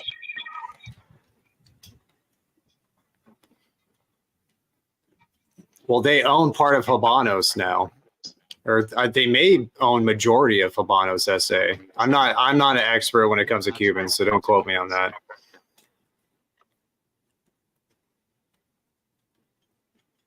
Thanks, Matt, for the Sinclair reference. They suck. What's the 85?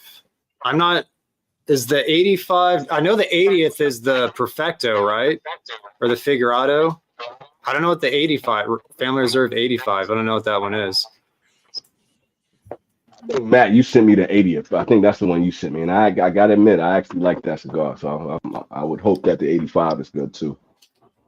I think I may have sent you the 80th, but I know for sure I sent you the 45 Maduro. I think you sent me the 80th too. I'm Okay. pretty sure that's what it was. Yeah.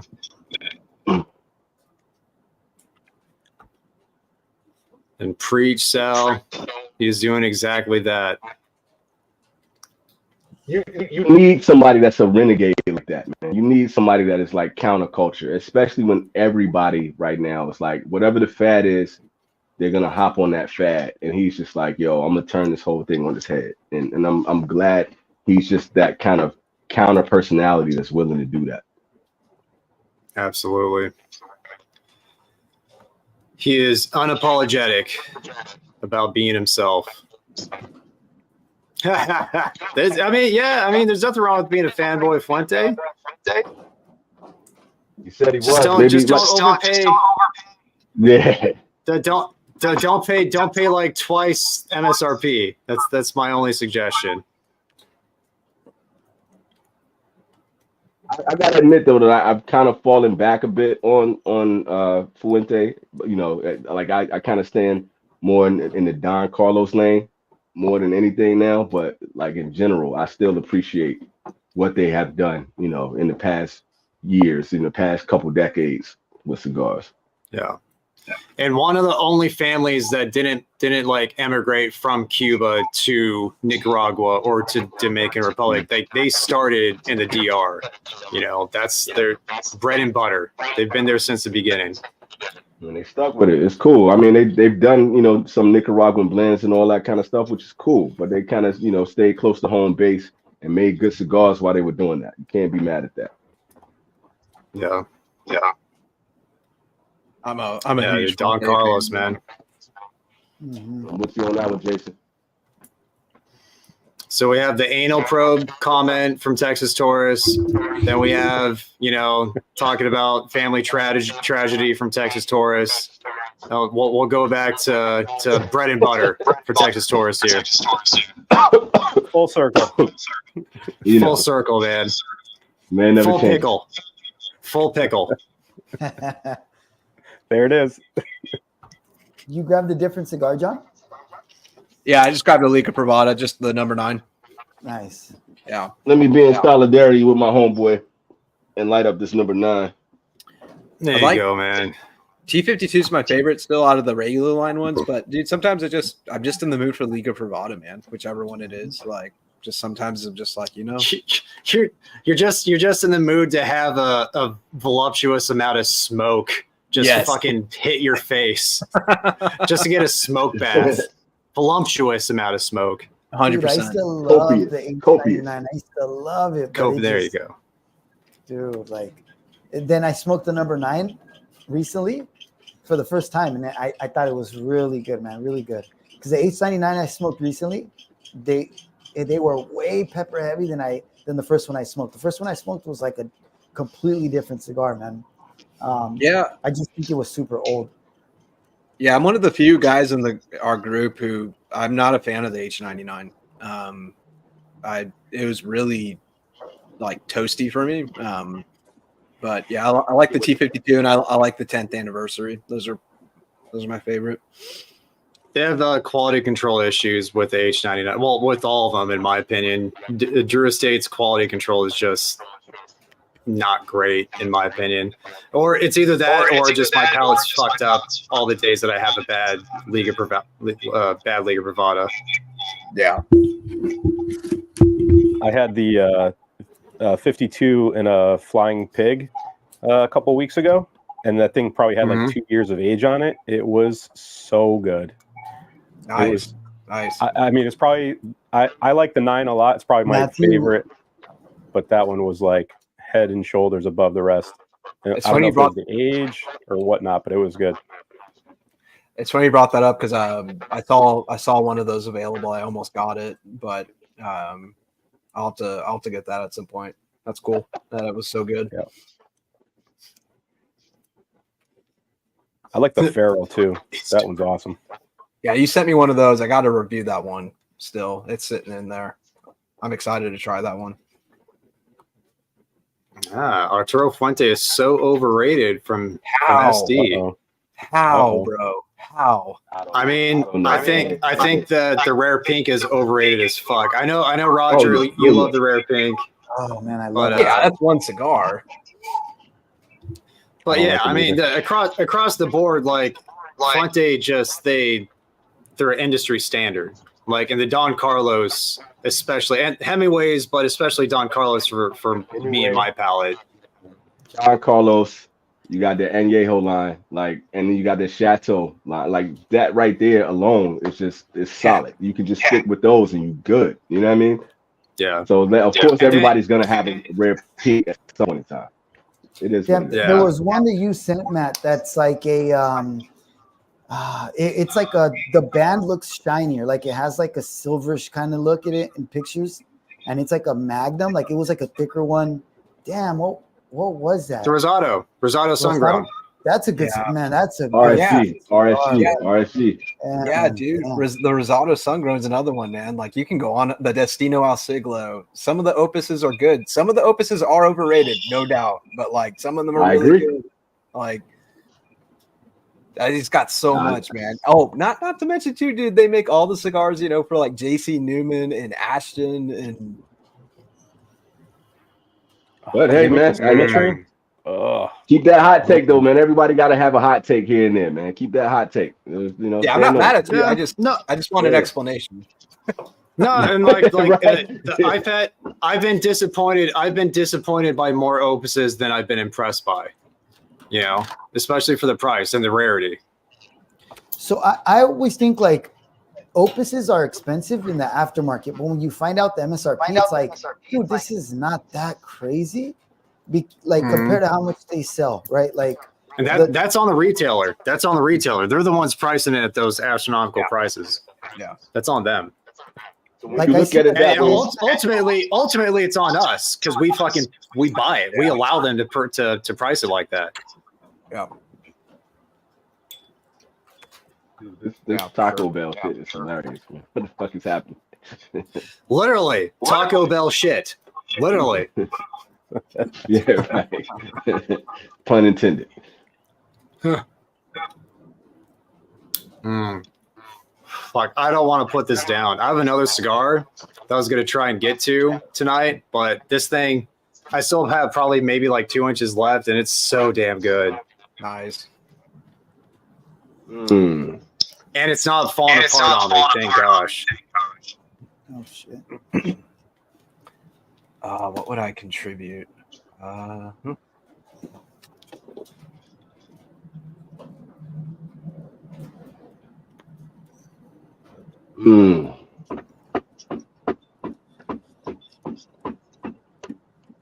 It's a damn good question. It is. $10 So a cigar. So a $10 cigar for each of us. The Roma Craft Baca, the Pokey. I'll go with Umbagog. Ooh. Great choice.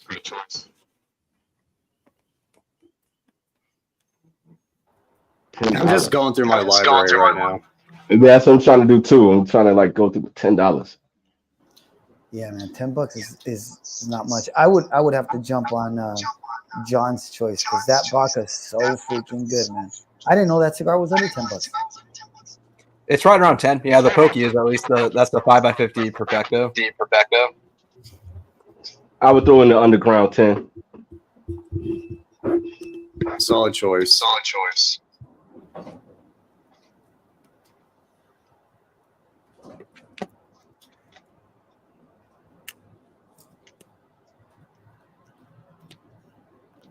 Too many fucking cigars.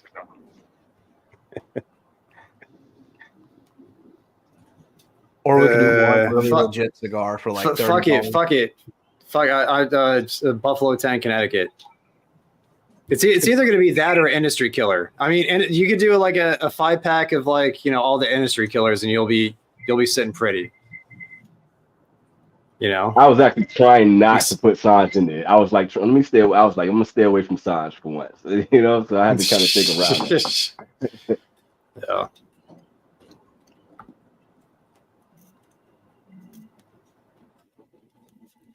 I don't know what that means, Texas. 16-8?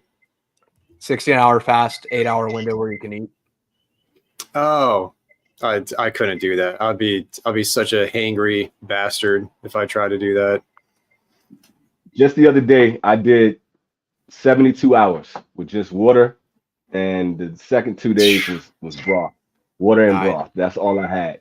I went from 197 down to 186 in 3 days. Oh yeah, I'm gonna do that soon. I don't recommend that. I don't like. I mean, it works, but that last day, yeah, I thought I was gonna fight my kids.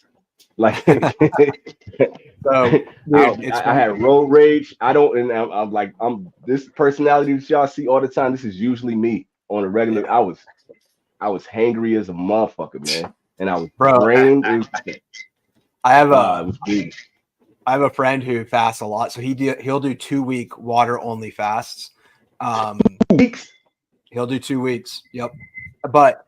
I'm bringing this up to tell you, he said that third day is the most brutal. He goes, as soon as you get past that third day, he's like, I'm in the clear. Like, I'm like clear-headed, like whatever. He's like, for whatever reason, what the body does on that third day. But yeah, he does 2 weeks, man.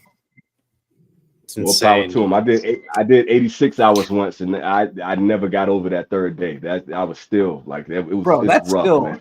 Dude, that's still insane, Crazy. man. I mean, I've done insane. I've done like, I think the most I ever did was like 48 hours. I think I did 48 hours, but the amount of like mental fortitude that you have to have, especially like when you're just doing your everyday stuff, like your wife is cooking, or you got to make food for your kids, or you just I'm watching the basketball games, and it's like all these like burger commercials coming on, like you get online. And you scrolling through, and everybody's like, "Hey, I'm making this dish right now." And it's like you want to just throw your phone across the room, dude. It's tough. You really got to have a different mental fortitude to get through it, man. It's dude. When I used to grapple and fight and all that, I mean, I would cut weight, and it was like my last day. The most I ever cut, I did 14 pounds in 24 hours. That sucked. But that's Dude. not like a 72-hour water only fast. It's different, you know. But Yeah. But yeah. How much laxative you use, John? Not too much. Not too much. A lot of sauna suit shit. A lot of sauna suit. Yep. Sour gum sitting in a bottle. How do you hydrate after that? Just water? Pedialyte. Pedialyte. Yeah. You know, man. Yeah. Pedialyte. I used to salted I used water. to compete in weightlifting, and I would train normally like for months around like 180 pounds, and then I would compete in a 165 pound category. So it's the same thing. It's like you give yourself about a week, and it's just you're on water and chewing ice, and then just cutting weight. It's miserable. It's miserable. Yep. And I'm only doing this so like when I get Matt's, Hound Dog shirt, I just want the guns to look right. You know what I'm saying? Everybody's like always talking about Matt's guns. Yeah, you know what I mean? So I was just trying to catch up. I don't know if it was worth it, bro. That the shipment should be in on Friday, I think. Of So once I get that in, I'll put together packages for you guys. That's sick, man. Hey, but congrats on putting that out, man. I got to inbox you soon about that because I think I'm gonna put my stuff out too. I just want to see what steps you took. Dude, for sure. My wife helped me a lot, but all the information that I have, I'll forward your way. What's the name of the site that we use? It starts with the S. See, I already fucking forgot. Is it Spring? Because I was gonna use Teespring, and I think they just go by Spring now. So is it that? I think it's something else. Okay. Oh, we lost John. Oh, my bad. Hit the wrong button. Spread shop. Spread shop. Okay. Because my worry of because the thing that held me off because I designed these shirts like maybe 2 years ago. I had the idea to do it, but I was like, am I gonna be like wasting like it's whatever this company is that I was gonna go through, like if it was Teespring or whatever, are they gonna get the majority of the profits and I'm gonna get chump change off of these ideas? And I didn't want to lose like you know what I'm saying? And I didn't want to lose, the like my logo. I didn't want them to have control over my logo. So that's what scared me away. And I didn't know if that was gonna be the thing or not. I'm not sure if that's the case. If they have I don't think they have like trademark rights to your logos and stuff, but they will get the majority of like the cost of what it takes because they're putting up all the material costs, like all the overheads on them, So like a $26, $27 shirt, I get like $7 out of it. It's not to make money. It's just to like put out products and to like create, just create a community. That's what the main thing is. That's the main thing why I wanted to do it, just to put the availability out there if people wanted to give it a go, give it a whirl. Because what would be dope is to see your logo just out in the wild. You know what I'm saying? Like if you just walking around in another city or something like that, and then somebody got the Hound Dog shirt on, they got the Vintage Cigar shirt, or whatever the case may be. You know what I'm saying? That's like a cool thing to see somebody out in the wild, just repping your shit. That's kind of cool. So that was the other side where I wanted to get in. The first order on the site, the very first order for a T-shirt on the site went to Australia. The very first order went to fucking Australia. I'm like, that is fucking awesome. That's with all the shit that I've talked to Australians, they're cool as shit because they bought the first one. The first one was from Australia. But what's even crazy about that being Australia is just like these guys are getting hit from all sides with their costs on cigars, and that's who's the first person to jump out there to buy your shit about cigars. Yeah, it's kind of crazy, man.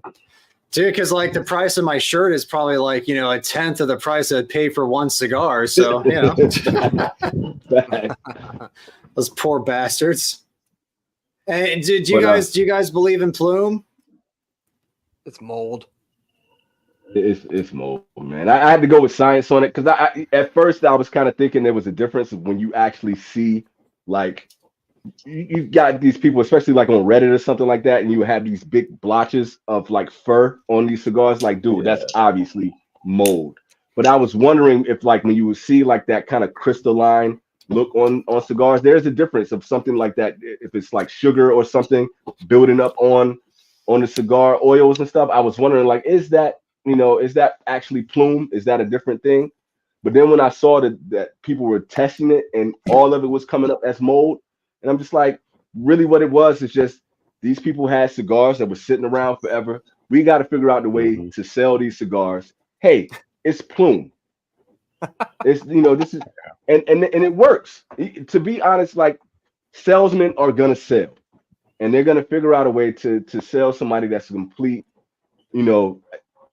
I want to say like an idiot, but somebody that is just oblivious to what is actually going on with cigars. Ignorant. So if you got they're ignorant. That's the word that I was looking for. So if you're ignorant to cigars and you're like, hey, I want to try cigar. Hey, have you ever heard about aged cigars? This right here is aged for so long it has a plume on it, and look at this crystal. Buy this one, and you'll love it. And they just clearing their stock of these moldy ass cigars. It's a smart thing to do, but it's I'm very sure that there's been more cases than not where somebody at a B&M sold moldy cigars as plume. I'm sure there's a lot more cases than that, but I still believe that a form of plume does exist. It's like a fine dust on that's on cigars, very fine. The white splotches, that's all mold. That's all fucking mold. Like it's going to be evenly distributed fine dust on cigars. That's plume. And the thing is plume mold? Like, can plume be a form of mold? Like, technically, I don't know. Like, like when you think about it, like on a chemistry level, it could just be another form of mold that grows that doesn't impede the flavor of the cigar. That is just a sign. This type of mold that's technically this type of plume that's technically mold is a sign that this cigar's been aged at a very temperate humidity and a temperature the entire time it's been around. Well, you got to think like mold is mold on the oil. Yeah, like mold is mold, but plume has to be something too. Is plume a form of mold? It's just a less invasive form of it. That's what I think about. That's what I think about. If you think about it, like you're gonna eat mold at some point in time. If you're eating like blue cheese, you know what I'm saying? Like something like that is a form of mold. That is what that is. Yeah. And I can't remember back in my culinary days, there was a different Stilton. It's the same type of thing. I can't believe that came back. But Stilton is just a higher end of blue That's cigar, cheese. dude. That's cigar. It's a Senator. Right. that thing was, I don't know what that thing was doing, dude. I might have to smoke that again. Turned you into a philosopher.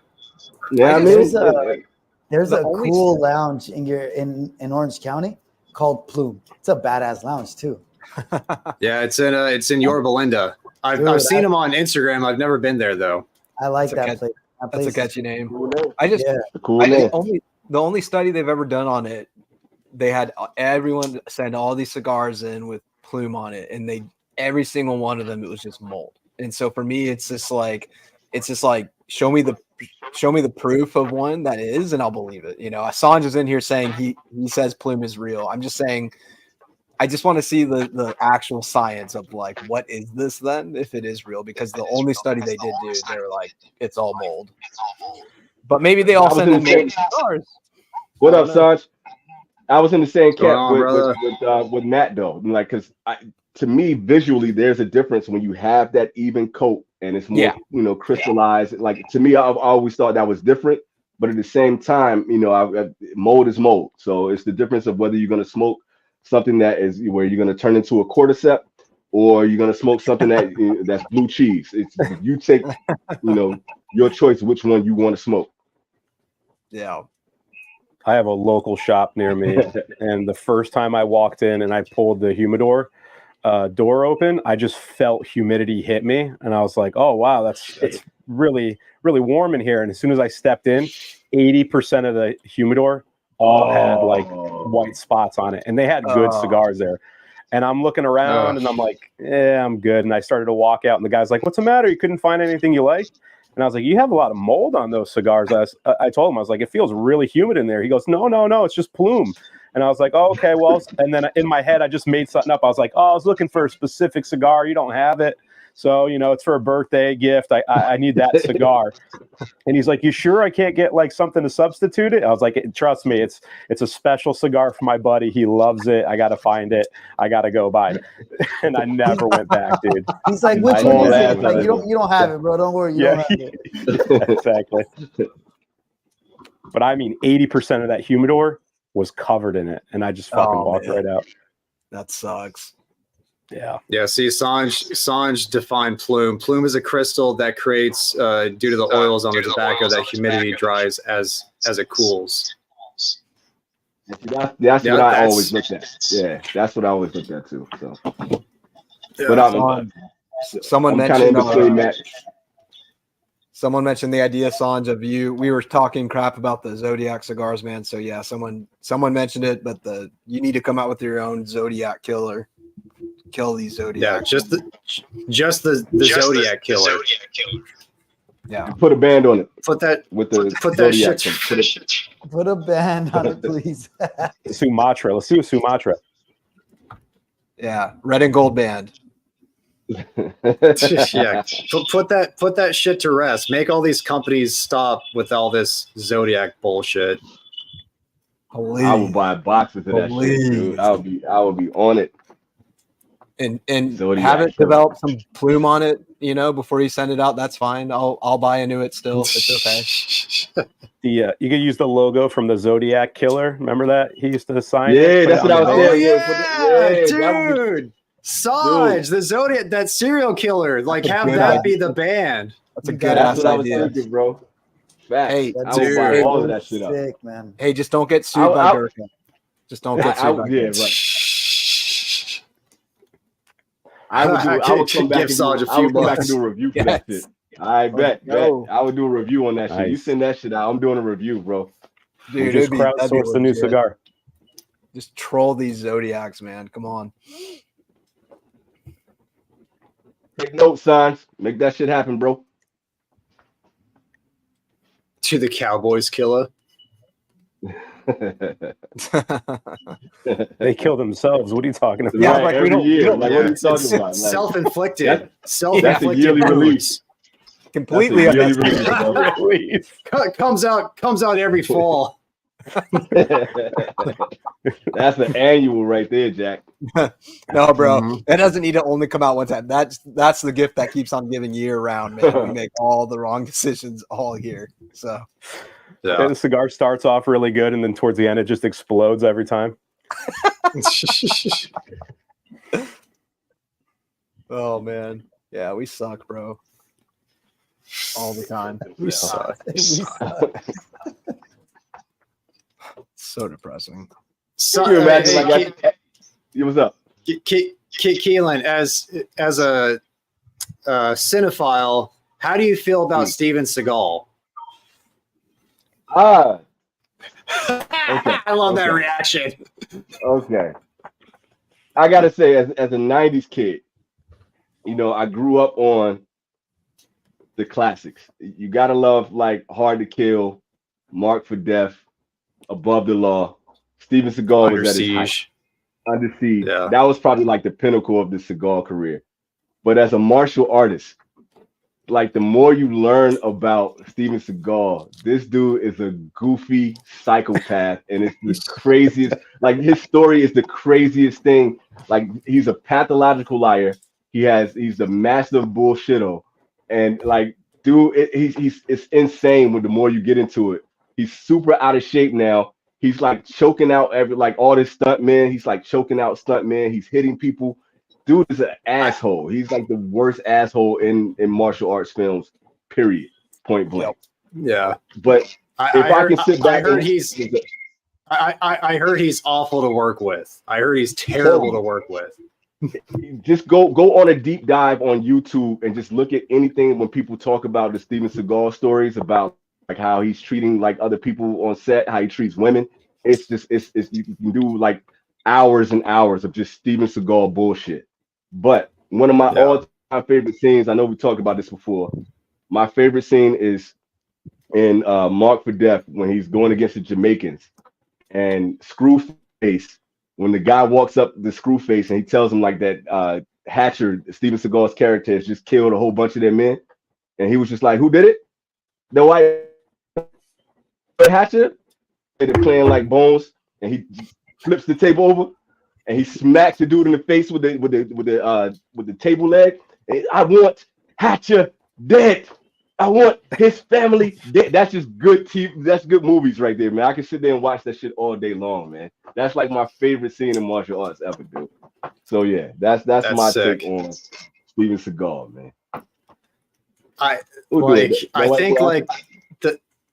think like the last like 10 to 15 years of his movies that he's come out with are like they're movies that are so bad that they're good. You watch them as comedies because they're just so awful. And like him and them like being so out of shape, just not giving two fucks about like what he's like, how he looks on screen, just his acting's horrible. Like you watch them as a comedy. Matt, he has a scene where he's so fat and out of shape that he's sitting in a chair fighting a dude with martial arts while he's he doesn't even want to get out of his chair, dude, and he's like doing the whole thing in a chair, just chopping motherfuckers in the throat. It's like, and then he got this ugly ass LeBron James toupee on. Like, dude, you can't beat this shit, dude. I love Seagal. Yeah, dude. Just because he's a psychopath, you're just like, yo, you know this guy's a shitty martial artist and a psychopath. That like it's pure comedy.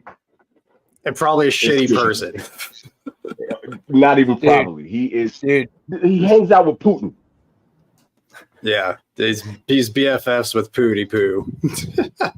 Dude, I remember when Anderson Silva was in the height of his career.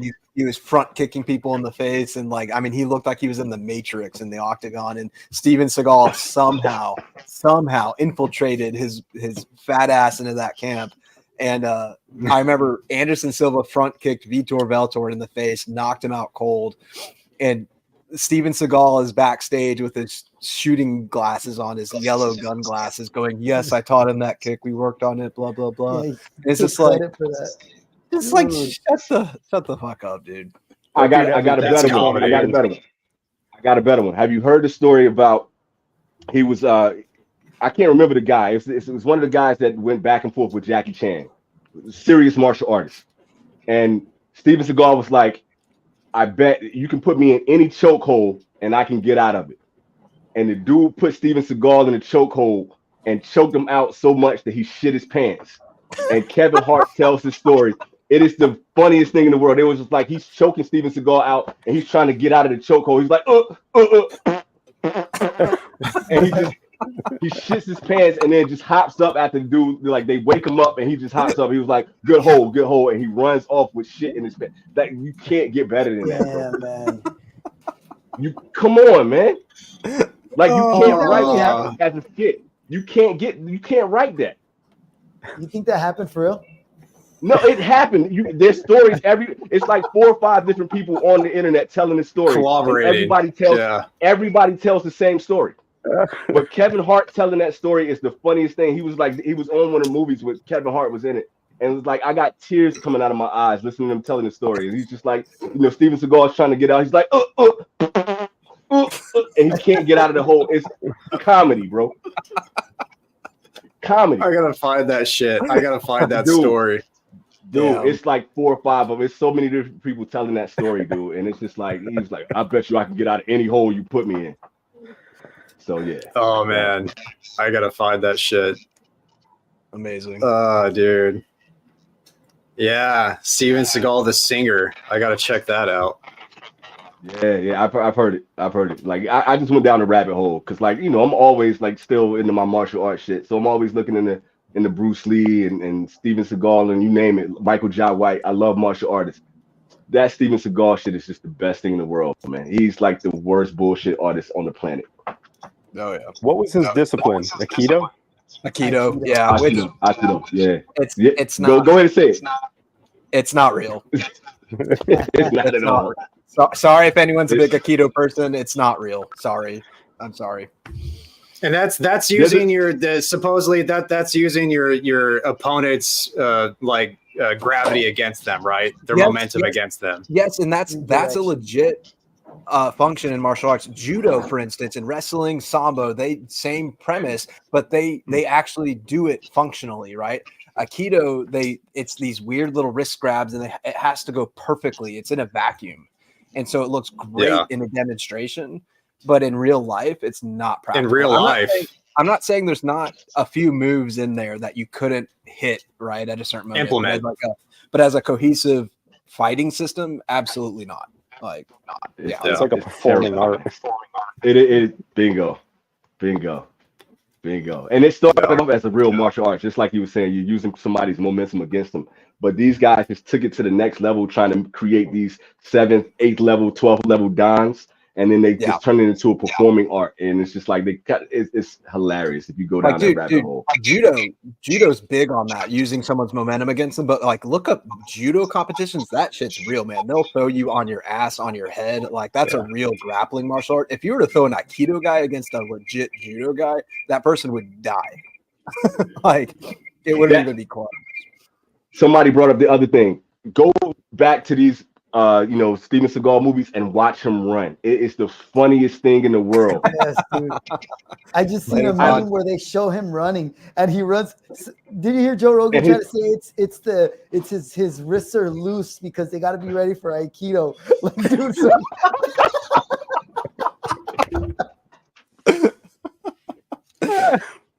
Later, son. Oh man, that's see you, brother. Tears in my eyes, dude. Oh my god. I just want to. I'm gonna do it short, man. When I'm just like I'm running to my cigars or something like that, and I'm just gonna do the Steven Seagal run in my neighborhood. It's gonna be. I gotta do this shit. It's comedy, bro. You gotta do that. Gotta do it. I would die if you did that. That's amazing. Oh man, it's gotta happen. He's no Tom Cruise by no stretch. Tom Cruise is a wild dude, man.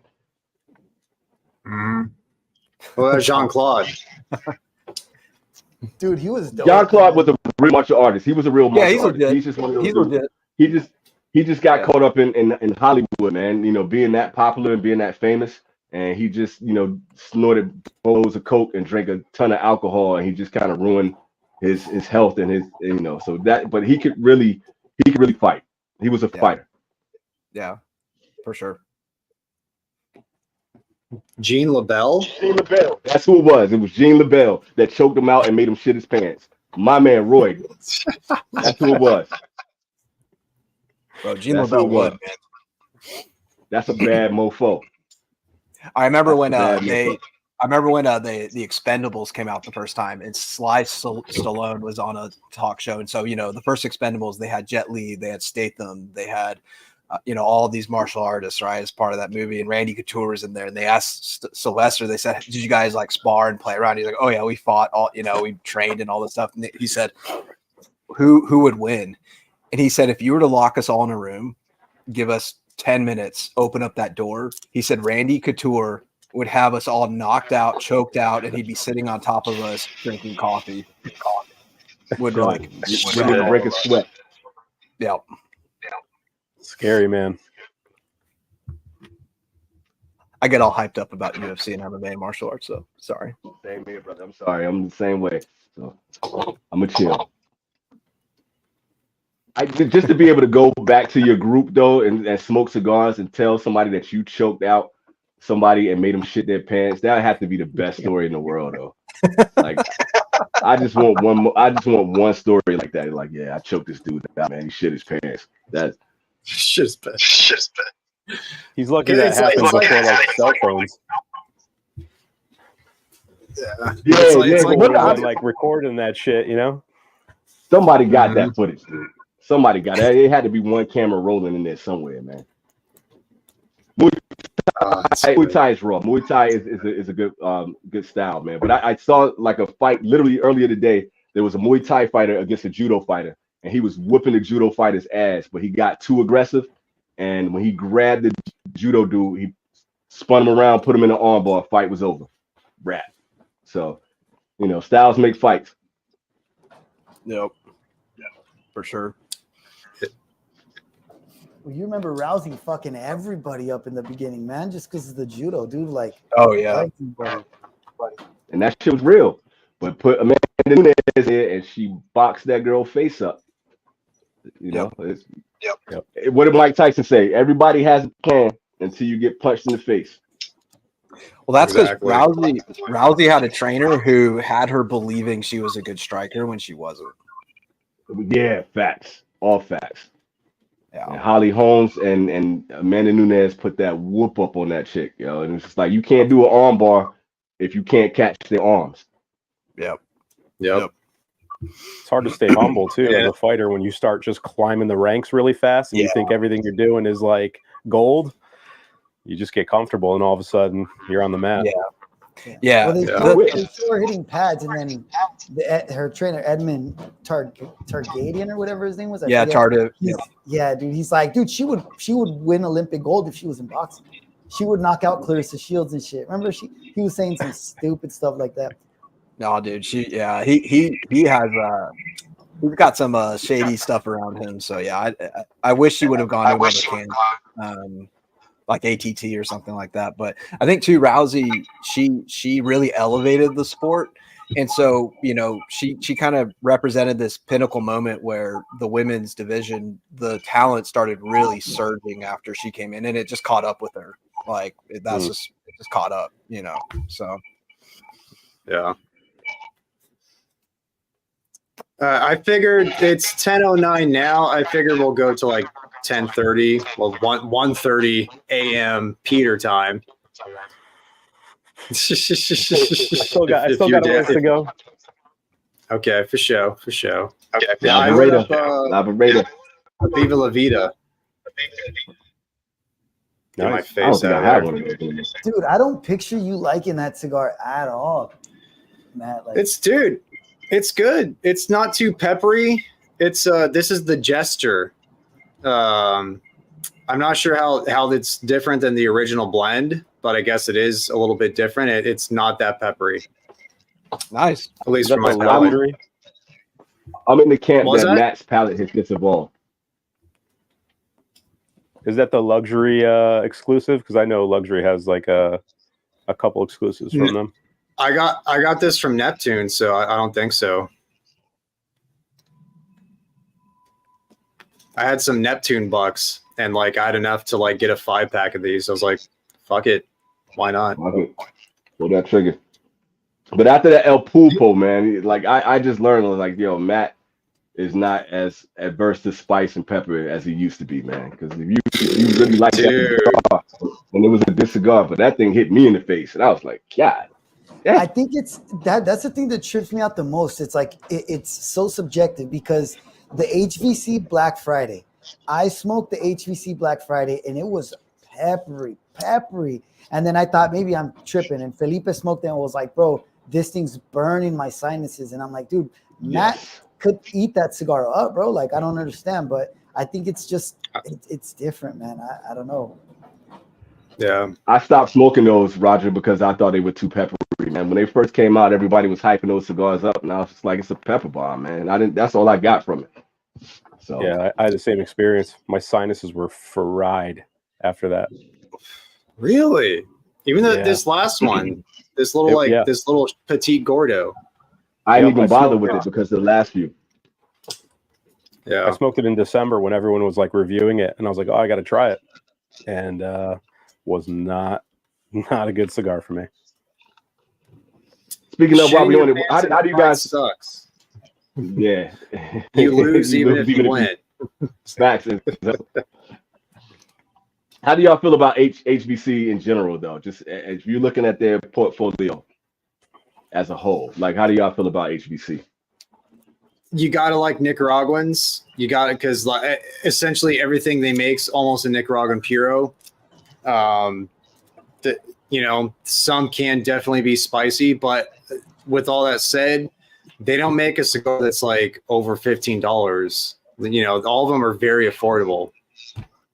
You know, I just kind of feel like they're kind of monolithic to me. I don't really get a lot of, you know, difference when I smoke their cigar. I think the most, you know, one that was kind of outside of the box was that Black Friday. Everything else kind of, you know, seems kind of one or two note to me, and they kind of all meld together. So I haven't had anything from HBC that was like, oh, okay, this is a standout cigar from their portfolio. Yeah, the 500th anniversary, the Tesoros, the one that has like the golden secondary band, limited edition for 2019, I think. That's a bomb ass cigar. That's a bomb ass. I really like that cigar. But once again, it's a Nicaraguan Puro, and it doesn't really do much to differentiate itself from like other Nicaraguan Puros. But it's just a really good version of that, you know? Good way to describe it. I don't remember which one it was, but one of the hot cakes I thought was okay. But like you said, Kilan, everything's been pretty much just Yeah. I just kind of feels like it stays on a similar path all the way down. All right, light up that. No, not mad at that. Not mad at it. Yeah, man. Peter, how's the Laboreta? Still as good as I remember. Delicious. I have like one a week. Hell yeah. Dude, I had the Atabey Maduro today, and or not today, yesterday. But no, it was good. It was good compared to the natural. It was good, dude. The Maduro was pretty good. I like it, man. Yeah. Nah. It's so boring. It's such a polarizing. It's that Which Bud one Light. is that again? Atabey Maduro. Yeah, Bud Light for sure. That's one of your best things. That's so on point. I will never get over that. That's so on point, man. Favorite UFC fighter? I like Justin Gaethje. Gaethje solid. Gaethje solid. I'm out of the loop, man. I haven't been watching in a while. I don't follow UFC, so I don't have a favorite. I have no idea. For me, it changes, man. I haven't been watching in a long time, but like as much as people hated Conor, I used to hate Conor. But after he fought Eddie Alvarez, I started to like Conor. Then I liked Michael Chandler when he was in Bellator, and then I haven't really been watching in a while, bro. But Michael Chandler is like another short guy that's killing it. So I was like, hell yeah, bro. I gotta root for that guy. I gotta stick with the short guy. Yeah, man. Henry Cejudo's too small, but the other guy's like cool. Yeah, but all my favorites, like Mighty Mouse was my favorite. He's ghost now. Machita's gone. Silva is gone. Anderson Silva is gone. And you know, like all of my favorite guys are kind of like out of the loop now. So I love the man in Nunes. That was my chick, man. I was in love with Nunes, man. She's a monster, dude. Yeah, she was a beast for sure. Dude. I just love people that really like know what they want to do. Like I like a lot of the women were killing it to me. Valentina Shevchenko. Yes, that Shevchenko. chick. I love watching her when she goes. That chick is a badass, man. Yeah, so the bullet. But yeah. So it's like, but a lot of the people that are out there right now, like Gaethje, Holloway. You know, it's a lot of fighters that I really like, but I don't follow as much as I used to because Dana White has just kind of killed the UFC for me, man. And just with a lot of the people they were promoting, John Jones and a lot of the stuff, I don't even like Adesanya. I don't like fighters that are out right now, so I rarely watch. What about Strickland, man? He's crazy. You guys listen to Strickland? Max is a wild dude, man. Yeah, but like I don't enjoy his fight. He has personality when they're doing the weigh-ins and all that kind of stuff, but his fights are boring as fuck to me. So it's like that dude, whatever. That dude's from Corona, California. I found that out like a couple weeks ago. Like that's where I'm from. But he had a different upbringing than I did for sure. Yeah, man. Yeah, for sure. That dude had a horrible upbringing. Sounds like. Yes, 80%. I'd say 80% of my fathers are pepper bombs. At least they start out that way. Pepper and leather. Pepper and leather. Yeah, it's not for me. Yeah. And wood. Yep. Enzo's out. He's gonna hit up a bar. I only like some of the Tatuaje stuff they do, and it's usually got to sit for like a year before I like it. Tatuaje is hit or miss for me. But like that, the Monster series, like I didn't get into that, but the Drac and the what was the last one? The Face was outstanding. Good. Dude, the face was really good.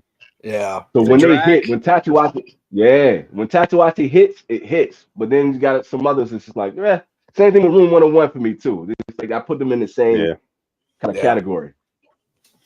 The Drac was boring as fuck, especially because it's a big ass torpedo. It wasn't a bad cigar. It was a nothing cigar. It was just like earth and oak and some pepper, and that's it. Like it was a very monotone, like linear cigar. I'm not a fan of that one. But the face, had a good body. Amazing. Face is nothing bad to say about the face. Yeah, it's strong though. It's fucking. It's like towards the end, that cigar got really peppery for me, but it had like enough other flavors going on to where it was like a good cigar, even at the end. I like the Kahonu 2012 broadleaf. That's a really good one from Tatuaje. Money. Yeah. Money. Yeah. Did you have their 20th? What was that? The 20th that came out? Did you have that one? I think I picked one up, but yeah, I haven't tried. Because Tatuaje comes out with so many LEs, you know? Yeah. That's the game now, man. Everything is limited. Everything is special. And see you, Panda Man. Your comment was probably like 10 minutes ago, but now 5 minutes ago. I'll see you, dude. What's going on, Albert? Albert, what up, though? All right, guys. Box press versus Parejo. Round versus box. Depend on the cigar. Because, like, say for instance, with the Davidoff Nicaragua, that Davidoff Nicaragua box press is outstanding. Just Parejo to me is just like, okay, it's a Davidoff. You know what I mean? It's nice. It's a different blend. The blend's different on that cigar. Yeah, and get out with the box press any day. But you know, to me, that it depends on the cigar. Like I'm not against box press at all. Some of the box press, like if you have like a 54 or 60 and you box press it, just to me, it feels better in hand. And sometimes they smoke better. So it just all depends. Yeah. I typically enjoy Parejos more, just in terms of just like, but I mean, as far as like a shape goes, but yeah, I mean, it depends completely. I mean, I even think about like the with the Preem Leaf too, like, that's another one where they had a Parejo come out versus a box press. There's definitely a big difference there, but it depends. That's the fun thing about that's a Preem though. Like if you get that to the right foot. Sorry about that. What did you say? No. It's this comment's geared for Roger and Peter here. Yeah, you guys have movie talk. We have Ladyboy content talk, man. I don't know why. Every live, these guys want to talk about Ladyboys. I don't know. I just see the viewer count dropping just tenfold. Oh, really? Because ours goes up when we do it. When we talk about it, it goes up. Different strokes for different folks. That unbanded crew is different, man. That unbanded crew, y'all different, man. Y'all got a different viewer base. We're gonna scroll Roger's algorithm one episode and see what's going on over there.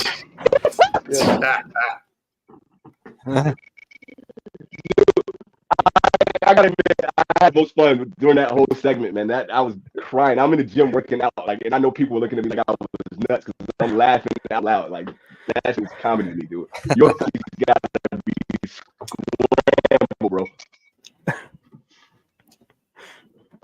Man. These guys were like, show your Instagram feed. I was like, I'll show it. I have no shame. I was like, I'll show, and I'm like, wait, scrolling for something normal. I'm like, look, it's fine.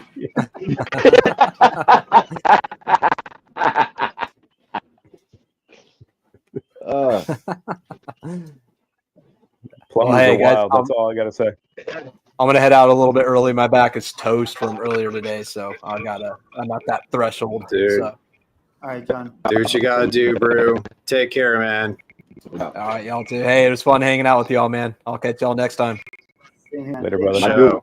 See you, dude. Take these yellow hogs, man. Yes, sir. Mm-hmm. The Jason. I'm not sure which one the Jason is, or if I've had it. I never got to have it out at Monster Series, man. I missed the majority of those, man. I just never got a chance to get any of those. They were sold out, and it was so hard to get them to Japan when they were at their height when he was releasing those. I never got a chance to smoke that. I heard good things about it, though. Yeah.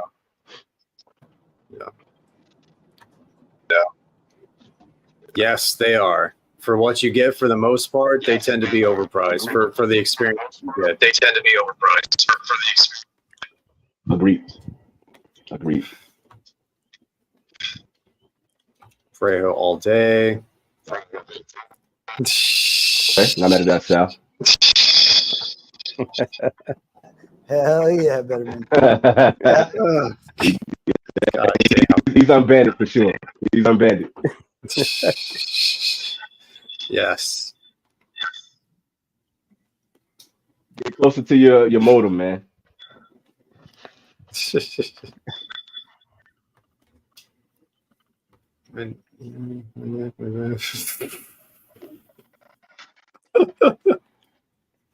Oh man, these comments.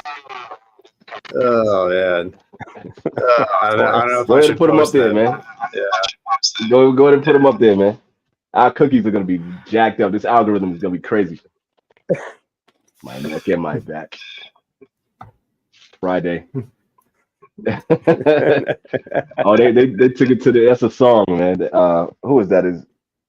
Is that Adina? My neck, chick, right? my back, my crack. I don't think it was Adina Howard. It was another chick. I can't remember what her name is, but yeah, that was a song. News to me, man. News to me. Yeah. I'll send you that song, man. You will love it. Send me the Steven Seagal song too. To hear him sing like a Jamaican. But you know what's funny, man? It's just like what's weird about that whole Steven Seagal thing is he's not a bad musician. Like he's not a bad musician, but it's Steven Seagal. Yep. And then on top of that, they add Steven Seagal trying to make reggae music, singing in a Jamaican accent. It's just like, what planet are we on, yo? Like, how did we get here? The dude's from Michigan, from Lansing, Michigan. Yeah, right. That's the artist. If anyone should have got canceled back then, it should have been him. He should have been canceled a long time ago, man. But he was doing all that wild stuff before the internet got crazy. So it's nuts, man. It's nuts. But that's the whole thing. Like his whole thing was like he told people he's from Lansing, Michigan, and he was telling people that he was of Japanese descent, and then he has like Japanese, blood, and then he said he was like Native American, and then he said he was African American too. It's like, dude, you were everything, but you're just a fat, balding white dude from Michigan. Like, what are you doing? He's a weird guy, man. He's weird. Wearing a kimono. Wearing a kimono. It's a pathological liar that made it, man. That's it, dude. There's nobody there to tell him. He got like illegitimate kids in Japan. Like he married some chick, and like her dad was like the like a don in Aikido, and he took over his dojo, and that's how he got in with the family. And then he started telling people that he was Japanese. It's just like he's twisted in the head, man. Dude is really weird, man. Some weird stuff, man. Anyone smoke a Culebra? That's the one that's like a braided cigar, right? Like I always thought that's what the Culebra is, right? Oh, I got one. You're supposed to split them up, right? Yeah. Some people split them up all at once.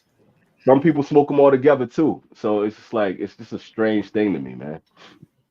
And I don't like that. Like when you were talking about like the box press and the Parejo, I like my cigars to look like cigars. Like when people are smoking those, Culebras and they're like all twisted up. Like, I don't want to smoke that. That's just not it's appealing weird to me. Yeah. Yeah. It's like in the luxury cigar pack that I got, one of them came with that culebra, like it was a pulpo culebra. And it was in a like, yellow box. Yeah, I'm like, people actually smoke this thing? What the hell? And then somebody told me you split them up, and somebody sent me like a DM, a video of them like smoking it, and yeah, you could tell they try to straighten it out, but it's like curvy, and it's like it's for the price, it's like it's great. And it's like maybe that's why they do it, just because they get 3 cigars out of it or something. Quick question for Roger here.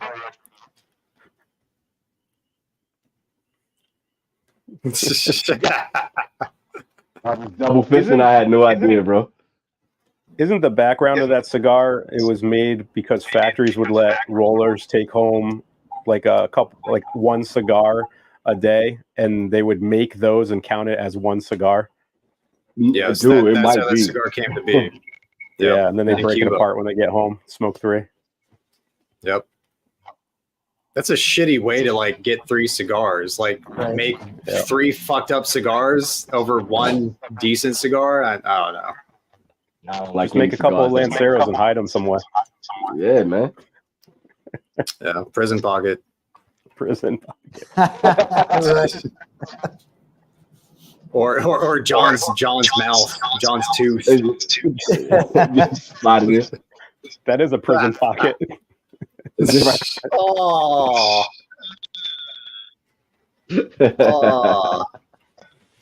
I'm bandit.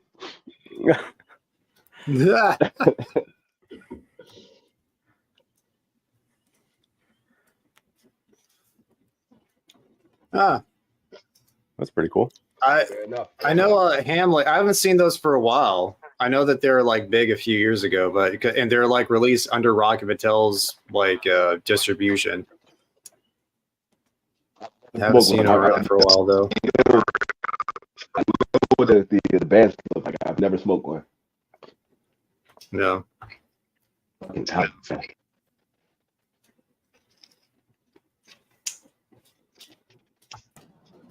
As soon as I click on it, it just like disappears. So stupid.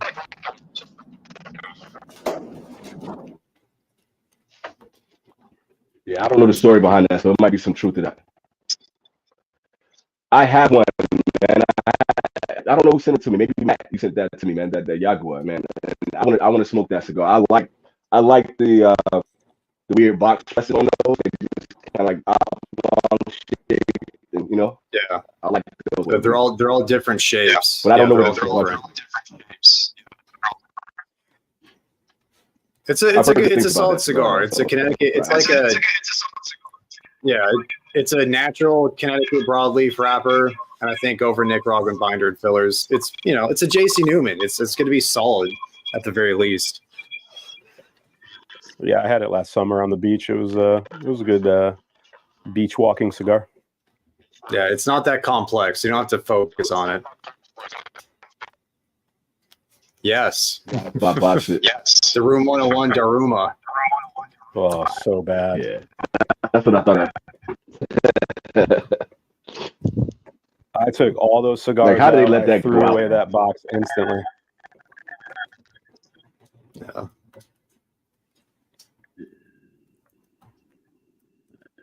It's from Prison Wallet Cigar. Oh, yeah. It smells like manure.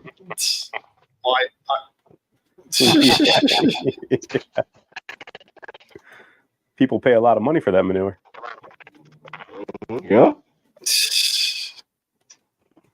Fucking Texas. How do you got like those Cubans in the U.S.?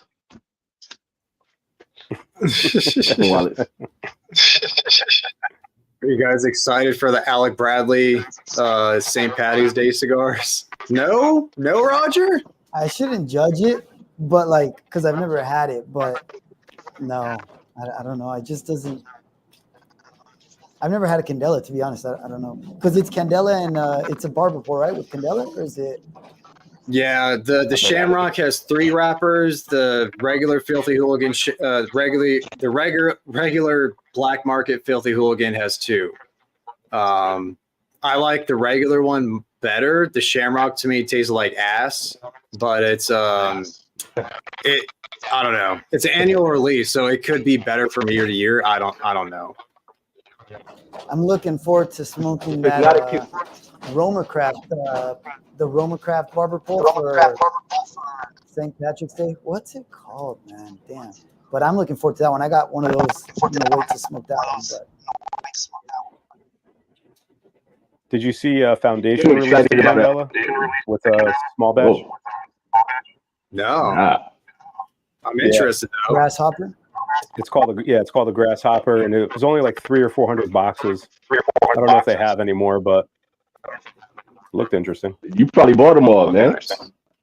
How many boxes No, I didn't buy any of them. You got, like, It was a weird box. It's like half.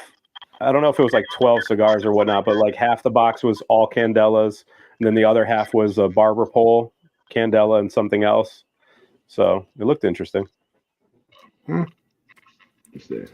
Well, guys, it is past 10:30, at least my time. So that means it's past 1:30 a.m. Peter time. What time is it in Japan, Kilan? 3:30 p.m. 3 p.m. Sanji Hon. Sanji Yeah. Hon. Yeah, Sanji Hon. Show. Well, everybody, thanks for joining me for this impromptu live.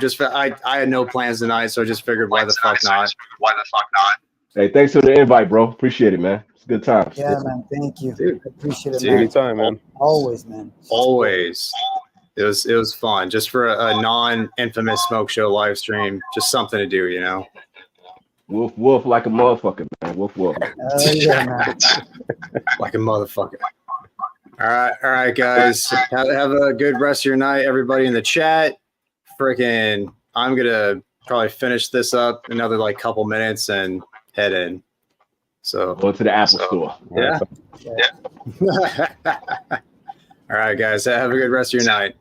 Good night, Later, everybody. fellas. Thank you, guys. Later. See ya.